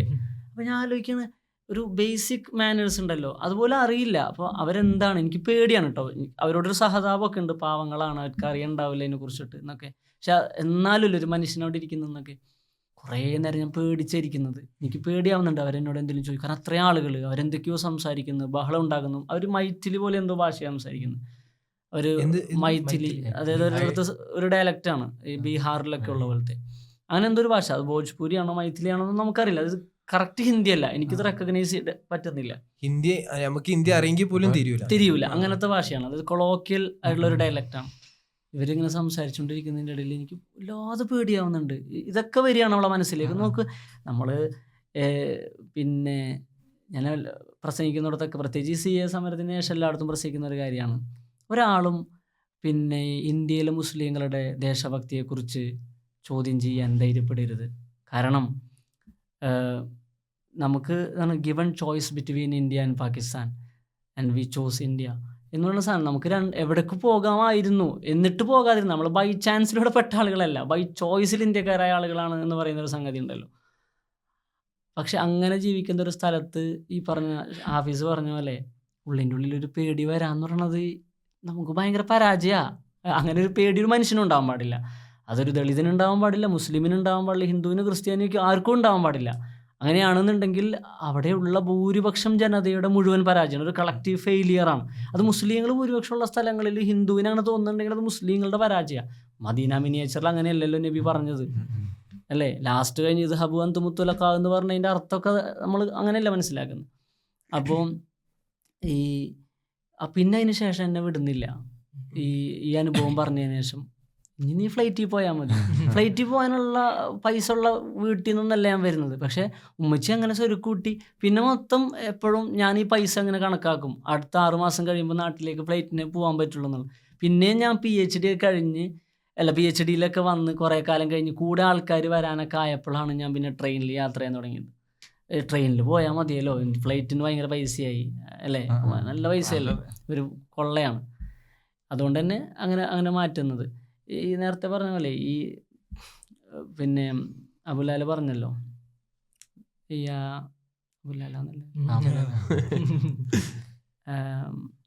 പറഞ്ഞല്ലോ മറ്റേ സൂക്ഷിക്കണം എന്ന് പറയുന്നൊരു കാര്യം. ഞങ്ങളൊരു നോമ്പ് തുറക്കുന്ന സമയത്ത് എൻ്റെ വീട്ടിൽ ഇത്രയേ ഉള്ളൂ മേശ, ഞങ്ങളുടെ തീൻമേശ. ഇതിൻ്റെ റൗണ്ടാണ്, ഇതേ കളറാണ് എൻ്റെ. അപ്പോൾ നോമ്പ് തുറക്കുന്ന സമയത്ത് ഞാൻ വളരെ വിഷമിച്ചിരിക്കുകയാണ്. അപ്പം ഉമ്മച്ചി ചോദിച്ചു എന്താണ് വിഷമം? ഞാൻ പറഞ്ഞു ഉമ്മച്ചി, എൻ്റെ കൂടെ സമരത്തിനുണ്ടായിരുന്ന സഫൂറ, ഞങ്ങളെ കൂടെ NSVയിലൊക്കെ ഉണ്ടായിരുന്നു, പിന്നെ സമരത്തിനൊക്കെ ഫുള്ളുണ്ടായിരുന്നു. പലപ്പോഴും കുറേ ആണുങ്ങളാണ്, പുരുഷാരാണ് JCC എന്ന് പറയുമ്പോൾ എല്ലാവരും ബഹളം ഉണ്ടാക്കും. അപ്പോൾ ഏതെങ്കിലും ഒരു പെൺകുട്ടി മോഡറേറ്റ് ചെയ്യുമ്പോൾ പിന്നെ ആർക്കും പെട്ടെന്നൊന്നും ഇതാക്കാൻ കഴിയില്ല. അപ്പം സഫൂറയാണ് മിക്കപ്പോഴും ഇത് മോഡറേറ്റ് ചെയ്തത്. സഫൂറ ജയിലിലാണ്, അവളൊന്നും ചെയ്തിട്ടില്ല എന്ന് എനിക്ക് തോന്നുന്നത്, വെറുതെ ഇവർ പിടിച്ചുകൊണ്ടൊക്കെയാണ് എന്ന് പറഞ്ഞത്. അപ്പോൾ 3 മാസം ഗർഭിണിയാണെന്ന് അറിയുന്ന ഒരു സമയമുണ്ടല്ലോ. ഞാനത് പറഞ്ഞപ്പോൾ ഉമ്മച്ചിയുടെ കണ്ണൊക്കെ കണ്ടെന്ന് അറിഞ്ഞു. ഒന്നും ഉമ്മച്ചിയുടെ വിഷമം എന്ന് പറഞ്ഞാൽ അങ്ങനെ ഗർഭിണിയായ ഒരു പെൺകുട്ടി എങ്ങനെയാണ് ജയിലിൽ കിടക്കാന്നുള്ളത് ഉമ്മച്ചിക്ക് അറിയില്ല. തീഹാർ എന്താണ്, ജയിലെന്താണ്, പോലീസ് സ്റ്റേഷനിൽ വരും പോവാത്ത ഉമ്മച്ചി. പക്ഷെ ഇവരുടെ മനസ്സിലൊരു ഇമേജറി ഉണ്ടാവില്ലേ. ഉമ്മച്ചിയുടെ കണ്ണ് അറിഞ്ഞു. നോമ്പറക്കുന്ന സമയമാണ് കേട്ടോ. പിന്നെ എന്നോട് പറഞ്ഞു മോൻ സൂക്ഷിക്കണം. നമ്മളെന്ത്, ഞാൻ പറഞ്ഞു ഉമ്മച്ചിക്ക് എന്നെ അറിയില്ലേ, ഞാൻ 100% ഉറപ്പുണ്ട് എന്ത് ഒന്നും ചെയ്തിട്ടില്ല. സ്റ്റിൽ ഇഞ്ഞിട്ട് അവരെന്നെ വരികയാണെന്നുണ്ടെങ്കിൽ നമ്മൾ തവക്കലാക്കാം എന്ന് പറയുമ്പോൾ ഉമ്മച്ചി പറയുന്നുണ്ട്, നിങ്ങളെല്ലാവരും ഞങ്ങൾക്കൊക്കെ വേണ്ടിയിട്ടല്ല അവിടെ സമരം ചെയ്തത്, പടച്ചോൻ കാത്തോളൂ എന്ന് പറഞ്ഞൊരു സാധനം ഉണ്ട്. അത് ഭയങ്കര എൻ്റെ ഒരിക്കലും പറയില്ല അങ്ങനെ. ഇനി കോളേജിലേക്ക് പോകണ്ടെന്ന് പറയും, പഠിപ്പോടെ നിർത്തിക്കൊള്ളാൻ പറയും, PhD ചെയ്യേണ്ട ഒന്നും ചെയ്യണ്ടെന്ന് പറയുന്ന അത്രയും ധൈര്യം. പക്ഷെ ആ സമയത്ത് പേടി പോയി. CA സമരം കൊണ്ട് രാജ്യത്ത് ഉണ്ടായൊരു മാറ്റം എന്താണെന്ന് വെച്ചിട്ടുണ്ടെങ്കിൽ കുറേ ആളുകൾക്ക് ഇവിടെ ചില ആളുകളോട് പേടി ഉണ്ടായിരുന്നു. ആ പേടി അങ്ങോട്ട് ഇല്ലാണ്ടായി. ഈ നമ്മളൊക്കെ CA സമരം ആ ഒരു സമയത്ത് നമ്മൾ നാട്ടിലാണ്. അപ്പൊ അന്നാണ് നമ്മള് നിങ്ങളുടെ ഫോട്ടോയിലാണെങ്കിൽ പോലും യൂട്യൂബിലൊക്കെ ഈ ഷഹീൻബാഗുമായിട്ട് ബന്ധപ്പെട്ട സമരത്തിന്റെ അതിനെ കുറിച്ചുള്ള സംസാരങ്ങള്, അതിൽ ഉമ്മമാരെ കുറിച്ചുള്ള നിങ്ങളെ പരാമർശം, അതൊക്കെ നമ്മളിങ്ങനെ ഈ സാധനം നമ്മളെ ഫസ്റ്റ്ലി എക്സ്പീരിയൻസ് ചെയ്യണം. ഇങ്ങനെ ഒരു സാധനം അതും നടക്കുന്നത് ഡൽഹിയിലാണ്, ഷഹീൻബാഗാണ്. ഷഹീൻബാഗ് അപ്പൊ ഉമ്മ എന്നോട് ചോദിക്കും എവിടെ നിക്കുന്ന നോക്കിയാ ഞാൻ ഷെയ്ൻബാഗിന്റെ അടുത്താണ് ഉമ്മാക്ക് മനസ്സിലാവും. ഓക്കെ അത് നമുക്ക് ഈ സോഷ്യൽ ലൊക്കേഷൻ എവിടെയാണ് എന്താണെന്നൊന്നും അറിയില്ലെങ്കിൽ പോലും നമുക്ക് ഇത്രയും ഇപ്പോ നമ്മളിപ്പോ പഠിക്കുന്നത് ജാമ്യ മില്ലിയയിലാണ്. അപ്പോൾ അന്ന് നമ്മൾ കണ്ട ഓരോ ഫോട്ടോസ് ഇപ്പൊ ഈ 5ാമത്തെ വാർഷികം എന്നൊക്കെ പറഞ്ഞ് വരുമ്പോ ആ ഫോട്ടോസ് ഇങ്ങനെ വീണ്ടും വീണ്ടും സോഷ്യൽ മീഡിയയിൽ അവിടെ ഇവിടെ ഒക്കെ അപ്പിയർ ആകുമ്പോ നമ്മളിങ്ങനെ ഇത് നമ്മള് ചായ കുടിക്കുന്ന സ്ഥലമാണല്ലോ. ഏറ്റവും രസം എന്താ അറിയോ, ഇബ്നു സീനയിലെ ഒരു പൊസിഷൻ ഉണ്ട് നമ്മളിങ്ങനെ ഇബ്നു സീന ലൈബ്രറി അവിടെ ഇരിക്കുന്ന ഒരു സ്ഥലം ഉണ്ടല്ലോ, മറ്റേ നമ്മളെ ഉള്ളില് പി ജിക്കാർക്ക് ഒരു സ്പേസ് ഉണ്ട്. അവിടെ ഞാൻ ഇങ്ങനെ ഇരിക്കുമ്പോഴാണ് മറ്റേ ഈ വീഡിയോ പുറത്തിരുന്നത്. അപ്പൊ ആ വീഡിയോയിൽ ഇങ്ങനെ അടിക്കാണ്. ഏത് വീഡിയോ? ഒരു പോലീസ് വന്നിട്ട് അടിക്കുന്ന ഒരു വീഡിയോ. അപ്പൊ അവിടെ ഇരുന്നിട്ടാണ് ഞാൻ ഇത് കാണുന്നത്. കറക്റ്റ് ആ പൊസിഷനിൽ ഇവരിങ്ങനെ കേറിയിട്ട് കാണുമ്പോ തന്നെ ഒരു ഇടുങ്ങാറാവും. നമ്മളന്ന് സ്റ്റാറ്റസിലാണ് ഇതൊക്കെ കാണുന്നത്. അതായത് കുട്ടികളൊക്കെ ഇരുന്ന് പഠിക്കുന്നത്, അപ്പൊ പെട്ടെന്ന് പോലീസുകാരെ വന്നിട്ട് ഒരു മുന്നറിയിപ്പില്ലാതെ വന്ന് തല്ലുന്ന്, അവിടെ ഉള്ളൊക്കെ അടിച്ച് പൊളിക്കുന്നു. നമുക്കിങ്ങനെ ആകെ അന്തം വിടുകയാണ്. നമ്മളൊന്ന് സ്റ്റുഡൻസ് ആണ്. അപ്പൊ അന്നൊക്കെ ഇങ്ങനെ എന്തോ എത്തിപ്പിടിക്കുന്നതിന്റെ അപ്പുറമുള്ള എന്തോ ഒരു ഭയങ്കര എന്തോ സംഭവം നടക്കുന്ന ഒരു ഏരിയ ആയിട്ട് ജാമ്യ മില്ലിയ മാറുന്നു, CA സമരം വരുന്നു. അപ്പൊ ഇതൊക്കെ നമുക്ക് ഇങ്ങനെ ഭയങ്കര ഒരു അനുഭവമായിട്ട് അന്ന് ഇങ്ങനെ ഫീൽ ചെയ്തു. അപ്പൊ ആ സമയത്ത് നിങ്ങളവിടെ PhD ഫസ്റ്റ് ഇയർ അല്ലേ? അപ്പൊ അന്നത്തെ അനുഭവം എന്തായിരുന്നു? വല്ലാത്തൊരു അനുഭവമാണ്. കാരണം ഈ ഞാനപ്പം TM പ്രതാപന്റെ കൂടെ പാർലമെന്ററി അഫയേഴ്സിലും പിന്നെ ഇതാക്കുന്നുണ്ട്. ഞാൻ നേരത്തെ പറഞ്ഞ പോലെ പ്രിവിലേജ് ആണെന്ന് പറഞ്ഞിട്ട് ഒരു കാരണം അതാ. ഞാൻ എന്താണെന്നൊക്കെ എന്തായാലും ഒരു അന്വേഷണം ഉണ്ടാവും. ഞാൻ എന്താണ്, അപ്പം ഞാൻ പിന്നെ ആഫ്റ്റർ ഓൾ കോൺഗ്രസ് പാർട്ടിയുടെ ഭാഗമാണ്. അപ്പോൾ അവർക്കൊരു പേടി ഉണ്ടാവും. എന്നാ പോട്ടെ, സഫൂറി ആയിരുന്നു. അടുത്ത ഒരു ഇയാൾ മലയാളിയാ ചോദിക്കാനും പറയാൻ ആൾക്കാരുണ്ടാവും. മലയാളികളെ വേട്ടയാടാൻ പറ്റില്ല. നിങ്ങൾ നോക്കിയിട്ട് ഈ ബട്ട്ല ഹൗസ് എൻകൗണ്ടറിൽ ചോദിക്കാനും പറയാൻ ആരും വരൂല എന്നുള്ള 3 കുട്ടികളെയാണ് അവർ വേട്ടയാടുന്നത്. അവർക്കറിയാം ആരാ ചോദിക്കാൻ വരാം. പക്ഷെ അന്ന് ജാമ്യയിലെ ടീച്ചേഴ്സ് VC എല്ലാവരും ഒറ്റക്കെട്ടായി നിന്നു. പിന്നെ അങ്ങനത്തെ മനുഷ്യന്മാരൊന്നും ഇവിടെ കണ്ടിട്ടില്ല നമ്മൾ. പക്ഷെ പിന്നെ ആഫ്റ്റർ ഓൾ ഇയാൾ എവിടെ താമസിക്കുന്നത്? MP-യുടെ അടുത്താണ്, MP-യുടെ ഫ്ലാറ്റിലാണ്. അപ്പോൾ ആ ഒരു പേടി ഉണ്ടാവും. എന്നാൽ പോലും ഞാൻ രാത്രി സമരം കഴിഞ്ഞ് രാത്രി അവസാനത്തെ മെട്രോയിലായിരിക്കും പോവാ. അന്നത്തെ ഒരു ഇതൊക്കെ എന്തായിരുന്നു ഇവിടുത്തെ ഒരു അവസ്ഥ അല്ലേ ഞാൻ പറയാം. ഈ ഹൗസിൽ എത്തിയിട്ട് മെട്രോ കാത്തു നിൽക്കുമ്പോഴേ പ്ലാറ്റ്ഫോമിൽ ആരും ഉണ്ടാവില്ല, ഒരാളൊക്കെ ഉണ്ടാവുള്ളൂ. ആരെങ്കിലും സമരം നടന്നുകൊണ്ടിരിക്കും രാത്രി. അതായത് നമ്മള് അല്ല ഞാൻ ഇവിടുത്തെ അവസ്ഥ എന്താ വെച്ചിട്ടുണ്ടെങ്കിൽ ക്ലാസ്സുകളൊന്നുമില്ല. ഇവിടെ ഒരു പ്രത്യേക സാഹചര്യം. അത് ജാമ്യ സമരം ഓൺഗോയിങ്. അതിന് മുമ്പത്തെ ഒരു വിഷയമായിട്ടാണ് ഞാൻ ഈ പറഞ്ഞു തരുന്നത്. അവിടെ നിന്ന് ആളുകൾ നോക്കുന്ന സമയത്ത് നമുക്ക് പേടിയാവും. IB ആണോ, സ്പെഷ്യൽ ബ്രാഞ്ച് ആണോ, ഇയാളിപ്പോൾ എന്തിനാ എന്നെ നോക്കണത്? അപ്പം എന്നാലും പിന്നെ അടുത്ത നിമിഷം ധൈര്യം വരും. എന്ത്, ഞാൻ പോണത് ഇന്ന സ്ഥലത്തേക്കാണ്, ഇവർക്ക് എന്നെ അറിയാണ്ടാവും എന്നുള്ള സാധനം. ആ ഒരു ഇതായത് ഞാനപ്പോൾ ആലോചിച്ചു, ഇതൊന്നും ഇല്ലാത്ത, ഈ പ്രിവിലേജ് ഒന്നും ഇല്ലാത്ത എത്രയോ ആളുകൾ ഈ സമരത്തിൻ്റെ ഭാഗമില്ലേ, അവരൊക്കെ എങ്ങനെയാണ് ഓരോ ദിവസം കഴിഞ്ഞു വിടണമെന്ന് ആലോചിച്ചു. ഈ ബില്ല് എടുക്കുന്നത് 9-ാം തീയതിയാണ്, 2019 ഡിസംബർ 9. CAB ആണ്, CA ആയിട്ടില്ലല്ലോ. പിന്നെ എടുത്ത് ലോക്സഭയിൽ പാസ്സാവുന്നു. 10-ാം തീയതി 9 തന്നെയെന്ന് തോന്നുന്നു, ഡേറ്റ് ഒന്ന് നോക്കണം, തിങ്കളാഴ്ചയാണ്. 10-ാം തീയതി മനുഷ്യാവകാശ ദിനമാണല്ലോ, ലോക ഹ്യൂമൻ റൈറ്റ്സ് ഡേ ആണ്. അന്ന് പിന്നെ നമ്മുടെ നെഹ്റു ഗസ്റ്റ് ഹൗസിൽ SSFൻ്റെ ഒരു നാഷണൽ കമ്മിറ്റിയുടെ പരിപാടിയുണ്ട്. അന്ന് അതാണ് ആദ്യത്തെ ഒരു പരിപാടി. പക്ഷെ അത് പിന്നെ ഇൻഡോർ പരിപാടിയാണ്, അത് ഇതിനായിട്ട് ഉദ്ദേശിച്ച പരിപാടിയായിരുന്നില്ല. പക്ഷെ സംസാരമൊക്കെ മൊത്തം പിന്നെ അതായി. ഏറ്റവും ആദ്യത്തെ പരിപാടി എന്ന് പറയുന്നത് MSFൻ്റെ ഒരു പ്രതിഷേധ സംഘമാണ്. 10-ാം തീയതി രാത്രി നടക്കുന്ന സമ്മേളനം. അതാണ് ആദ്യത്തെ ഔട്ട്ബ്രേക്ക് എന്ന് പറയാൻ പറ്റില്ല. ആദ്യത്തെ അന്നൊക്കെ ക്ലാസ് ഉണ്ട്. അത് കഴിഞ്ഞ് 11-ാം തീയതി ബോയ്സ് ഹോസ്റ്റലിൽ നിന്ന് മഷാൽ ജുലൂസ് ഉണ്ട്, അതായത് പന്തം കൊളുത്തി പ്രകടനം, അതും നടക്കുന്നുണ്ട്. പക്ഷേ ജാമ്യ സമരത്തിൻ്റെ ഗതി മാറ്റിയത് 12-ാം തീയതി ഗേൾസ് ഹോസ്റ്റലിൽ നിന്ന് നടക്കുന്ന ഒരു പ്രകടനമാണ്. അത് നമ്മുടെ ഈ തിക്കോണ പാർക്കിലുള്ള ഗേൾസ് ഹോസ്റ്റലിൽ നിന്ന് ഒരു ജാഥ വരികയാണ്. അതോടുകൂടി സമരത്തിൻ്റെ ഗതി മാറി. നിങ്ങൾ ഒരു ഫോട്ടോ, വളരെ ഐക്കോണിക് ആയിട്ടുള്ളൊരു ഫോട്ടോ ഉണ്ടല്ലോ, ലതീത, ഐഷ, പിന്നെ ചന്ദ, ഈ 3 പേര്, ചന്ദ യാദവ്, ലതീത ഫർസാന, ഐഷ റന്ന, ഇവർ 3 പേരും മറ്റേ ഗാലിബ് ലോൺ എഴുതിയിട്ടുള്ളതിൻ്റെ മുകളിൽ കയറി നിന്നിട്ട് കൈ ചൂണ്ടുന്നത്. അത് അന്ന് എത്യോപ്യയിൽ മറ്റോ ഇതുപോലൊരു റെസിസ്റ്റൻസ്, സുഡാനിൽ ഉണ്ട്, അവരുടെ മുദ്രാവാക്യങ്ങൾ. അപ്പം അതും ഇതും പിന്നെ ഒരുമിച്ച് വെച്ചിട്ടുള്ള ചില ചിത്രങ്ങളൊക്കെ ഇൻ്റർനാഷണൽ മീഡിയയിലൊക്കെ വരികയാണ്. ചില അന്ന് ട്വിറ്റർ ഹാൻഡിലൊക്കെ വരികയും അങ്ങനെയാണ് ഈ സമരത്തിന് വലിയ ശ്രദ്ധ കിട്ടുന്നത്. അന്നത്തെ ഓൾ പാർട്ടിയിൽ പിന്നെ SIOയും MSFും ആണെന്നാണ് എൻ്റെ ഓർമ്മ, സംയുക്തമായി ഒരു റെസൊല്യൂഷൻ പറയുന്നത് നമ്മൾ ഡിസംബർ 13 പാർലമെൻറ്റിൻ്റെ അവസാനത്തെ ദിവസം അന്നൊരു പാർലമെൻറ്റ് മാർച്ച് നടത്താൻ തീരുമാനിക്കുകയാണ്. അത് ഏറ്റവും രസകരമായ സംഗതി എന്ന് വെച്ചാൽ ഇപ്പോഴൊക്കെ നിങ്ങൾ ഈ കുറേ കാലങ്ങളായിട്ട് പാർലമെൻറ്റ് ഫംഗ്ഷനൊന്നുമല്ല, അത് അവർക്ക് ഇഷ്ടമുള്ള പോലെയാണ്. ഞാൻ അതിൻ്റെ ഉള്ളിൽ നിന്നുള്ള ആളായതുകൊണ്ട് എനിക്ക് കൃത്യമായിട്ട് പറയാൻ കഴിയും. അതേസമയം അന്ന് ഇവർക്ക് കൃത്യമായിട്ട് അറിയാം ഇതിൻ്റെ റെസിസ്റ്റൻസ് ഉണ്ടാവും, പ്രശ്നങ്ങളുണ്ടാവും എന്നറിയാവുന്നതുകൊണ്ട് തന്നെ പെട്ടെന്ന് ഈ വിൻ്റർ സെഷൻ അവസാനിപ്പിക്കുകയാണ് 13-ാം തീയതി അവസാനത്തെ ദിവസം. പിന്നെ ഫസ്റ്റ് വിൻ്റർ സെഷനാണ്, അപ്പോൾ കാര്യമായിട്ട് ബിസിനസ് ഒന്നും ഉണ്ടാവില്ലായിരിക്കും.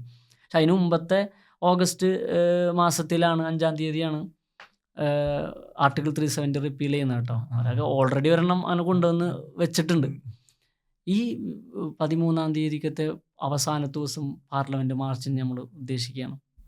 അങ്ങനെ വെള്ളിയാഴ്ച ജുമാ നമസ്കാരം കഴിയുമ്പോൾ 7-ാം ഗേറ്റിനകത്ത് JTA, ഇപ്പോൾ JTA ഇല്ല, JTA ഇവരുടെ താളത്തിന് തുള്ളാത്തതുകൊണ്ട് ഇപ്പോൾ JTA ആണ് കോൺസ്റ്റിറ്റ്യൂഷൻ എന്ന് പറഞ്ഞിട്ട് ജാമിയ കോൺസ്റ്റിറ്റ്യൂഷൻ്റെ ജാമിയ ടീച്ചേഴ്സ് അസോസിയേഷൻ, ഇപ്പോൾ JNUTA ഉണ്ട്, വളരെ പവർഫുള്ളാണ്.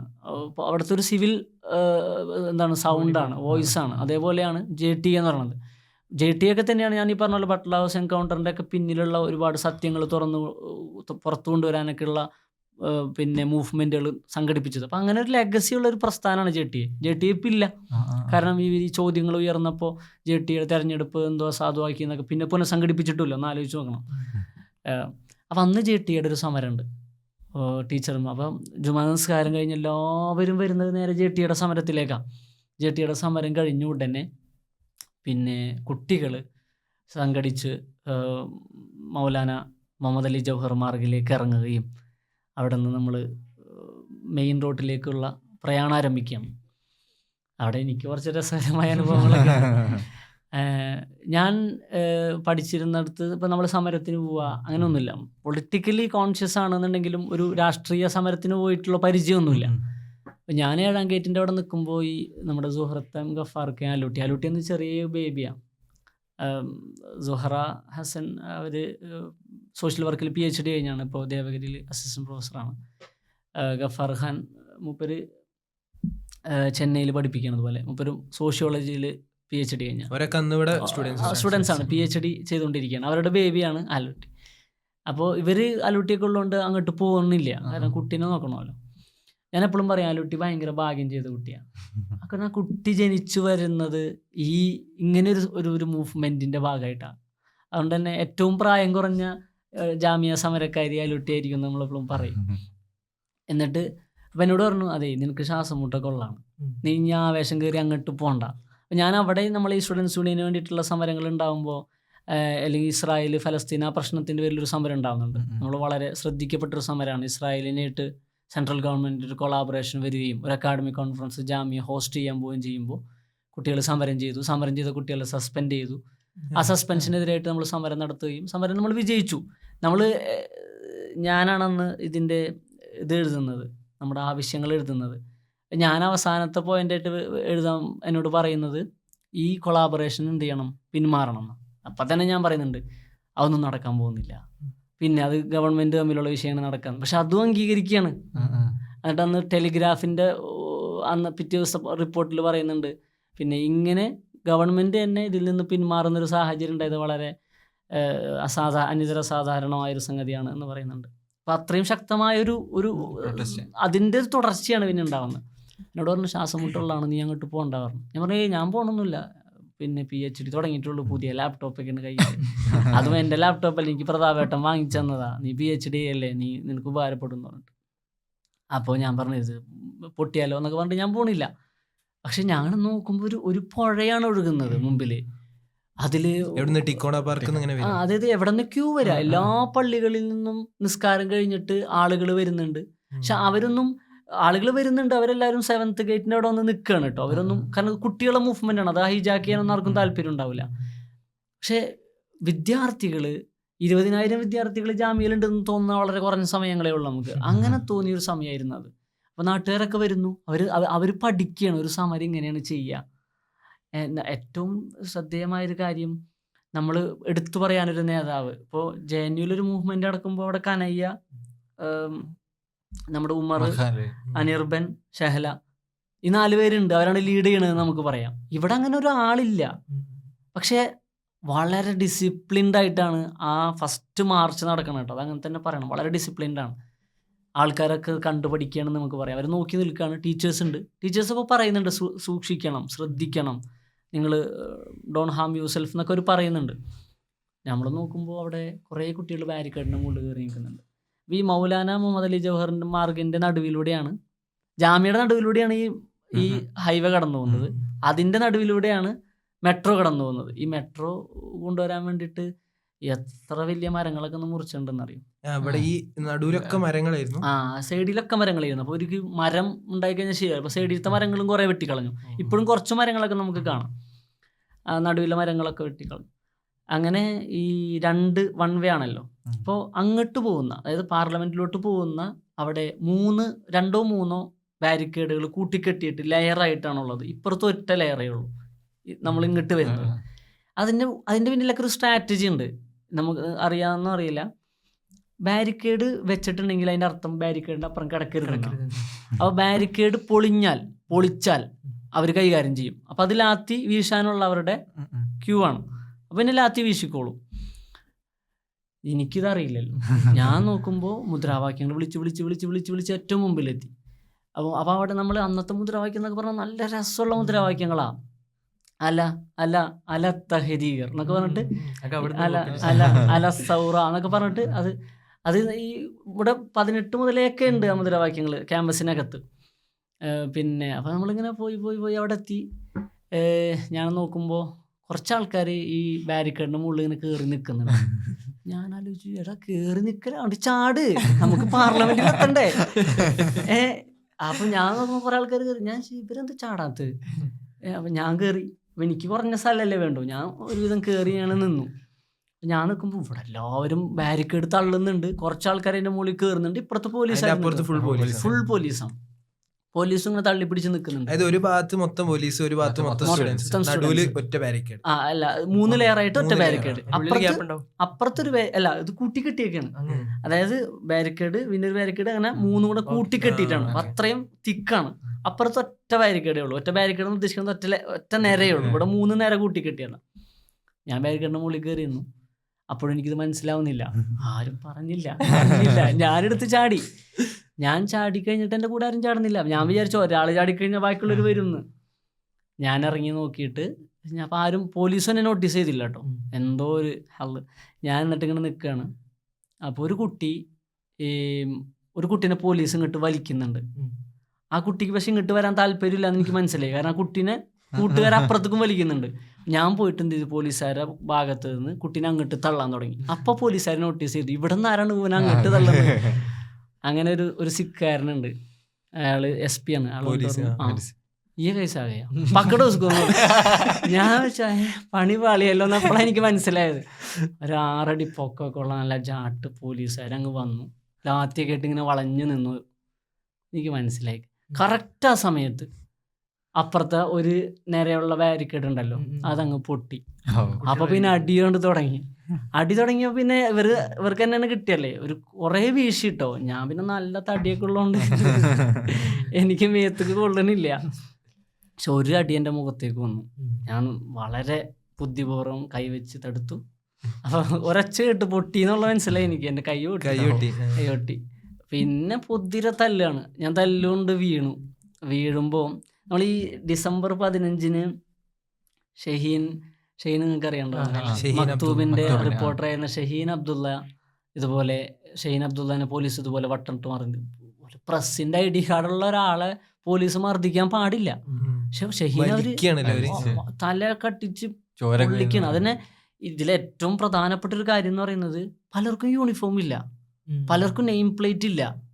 ഇവര് കുറച്ച് ജാമ്യയിലെ കുറച്ച് കുട്ടികളെ തല്ലാൻ കിട്ടുമല്ലോ എന്നുള്ള ആസുഖം കിട്ടാൻ വേണ്ടി വന്നേക്കാണ് അവര്. എനിക്ക് തോന്നുന്നത് ഈ ഹിന്ദുത്വ ഭീകരവാദികൾക്ക് ഡൽഹിയിലൊക്കെ ഇങ്ങനത്തെ ഉള്ള അവസരങ്ങൾ കൊടുക്കുന്നുണ്ടാവും. അതിൽ അവർക്കൊരു ഓർഗാസൊക്കെ കിട്ടണ്ടായിരിക്കും, അതുകൊണ്ടായിരിക്കും ഇവർ വരുന്നത്. എന്നിട്ട് ഇവർ അടിക്കുന്നു. അപ്പോൾ റന്നൊക്കെ വന്ന് തടയുന്നുണ്ടല്ലോ. അതേ സംഗതി 2 ദിവസം മുമ്പ് ഒരു അന്ന് ASFൻ്റെ ഒരു കോമ്രേഡ് ഉണ്ടായിരുന്നു, ആസിഫ.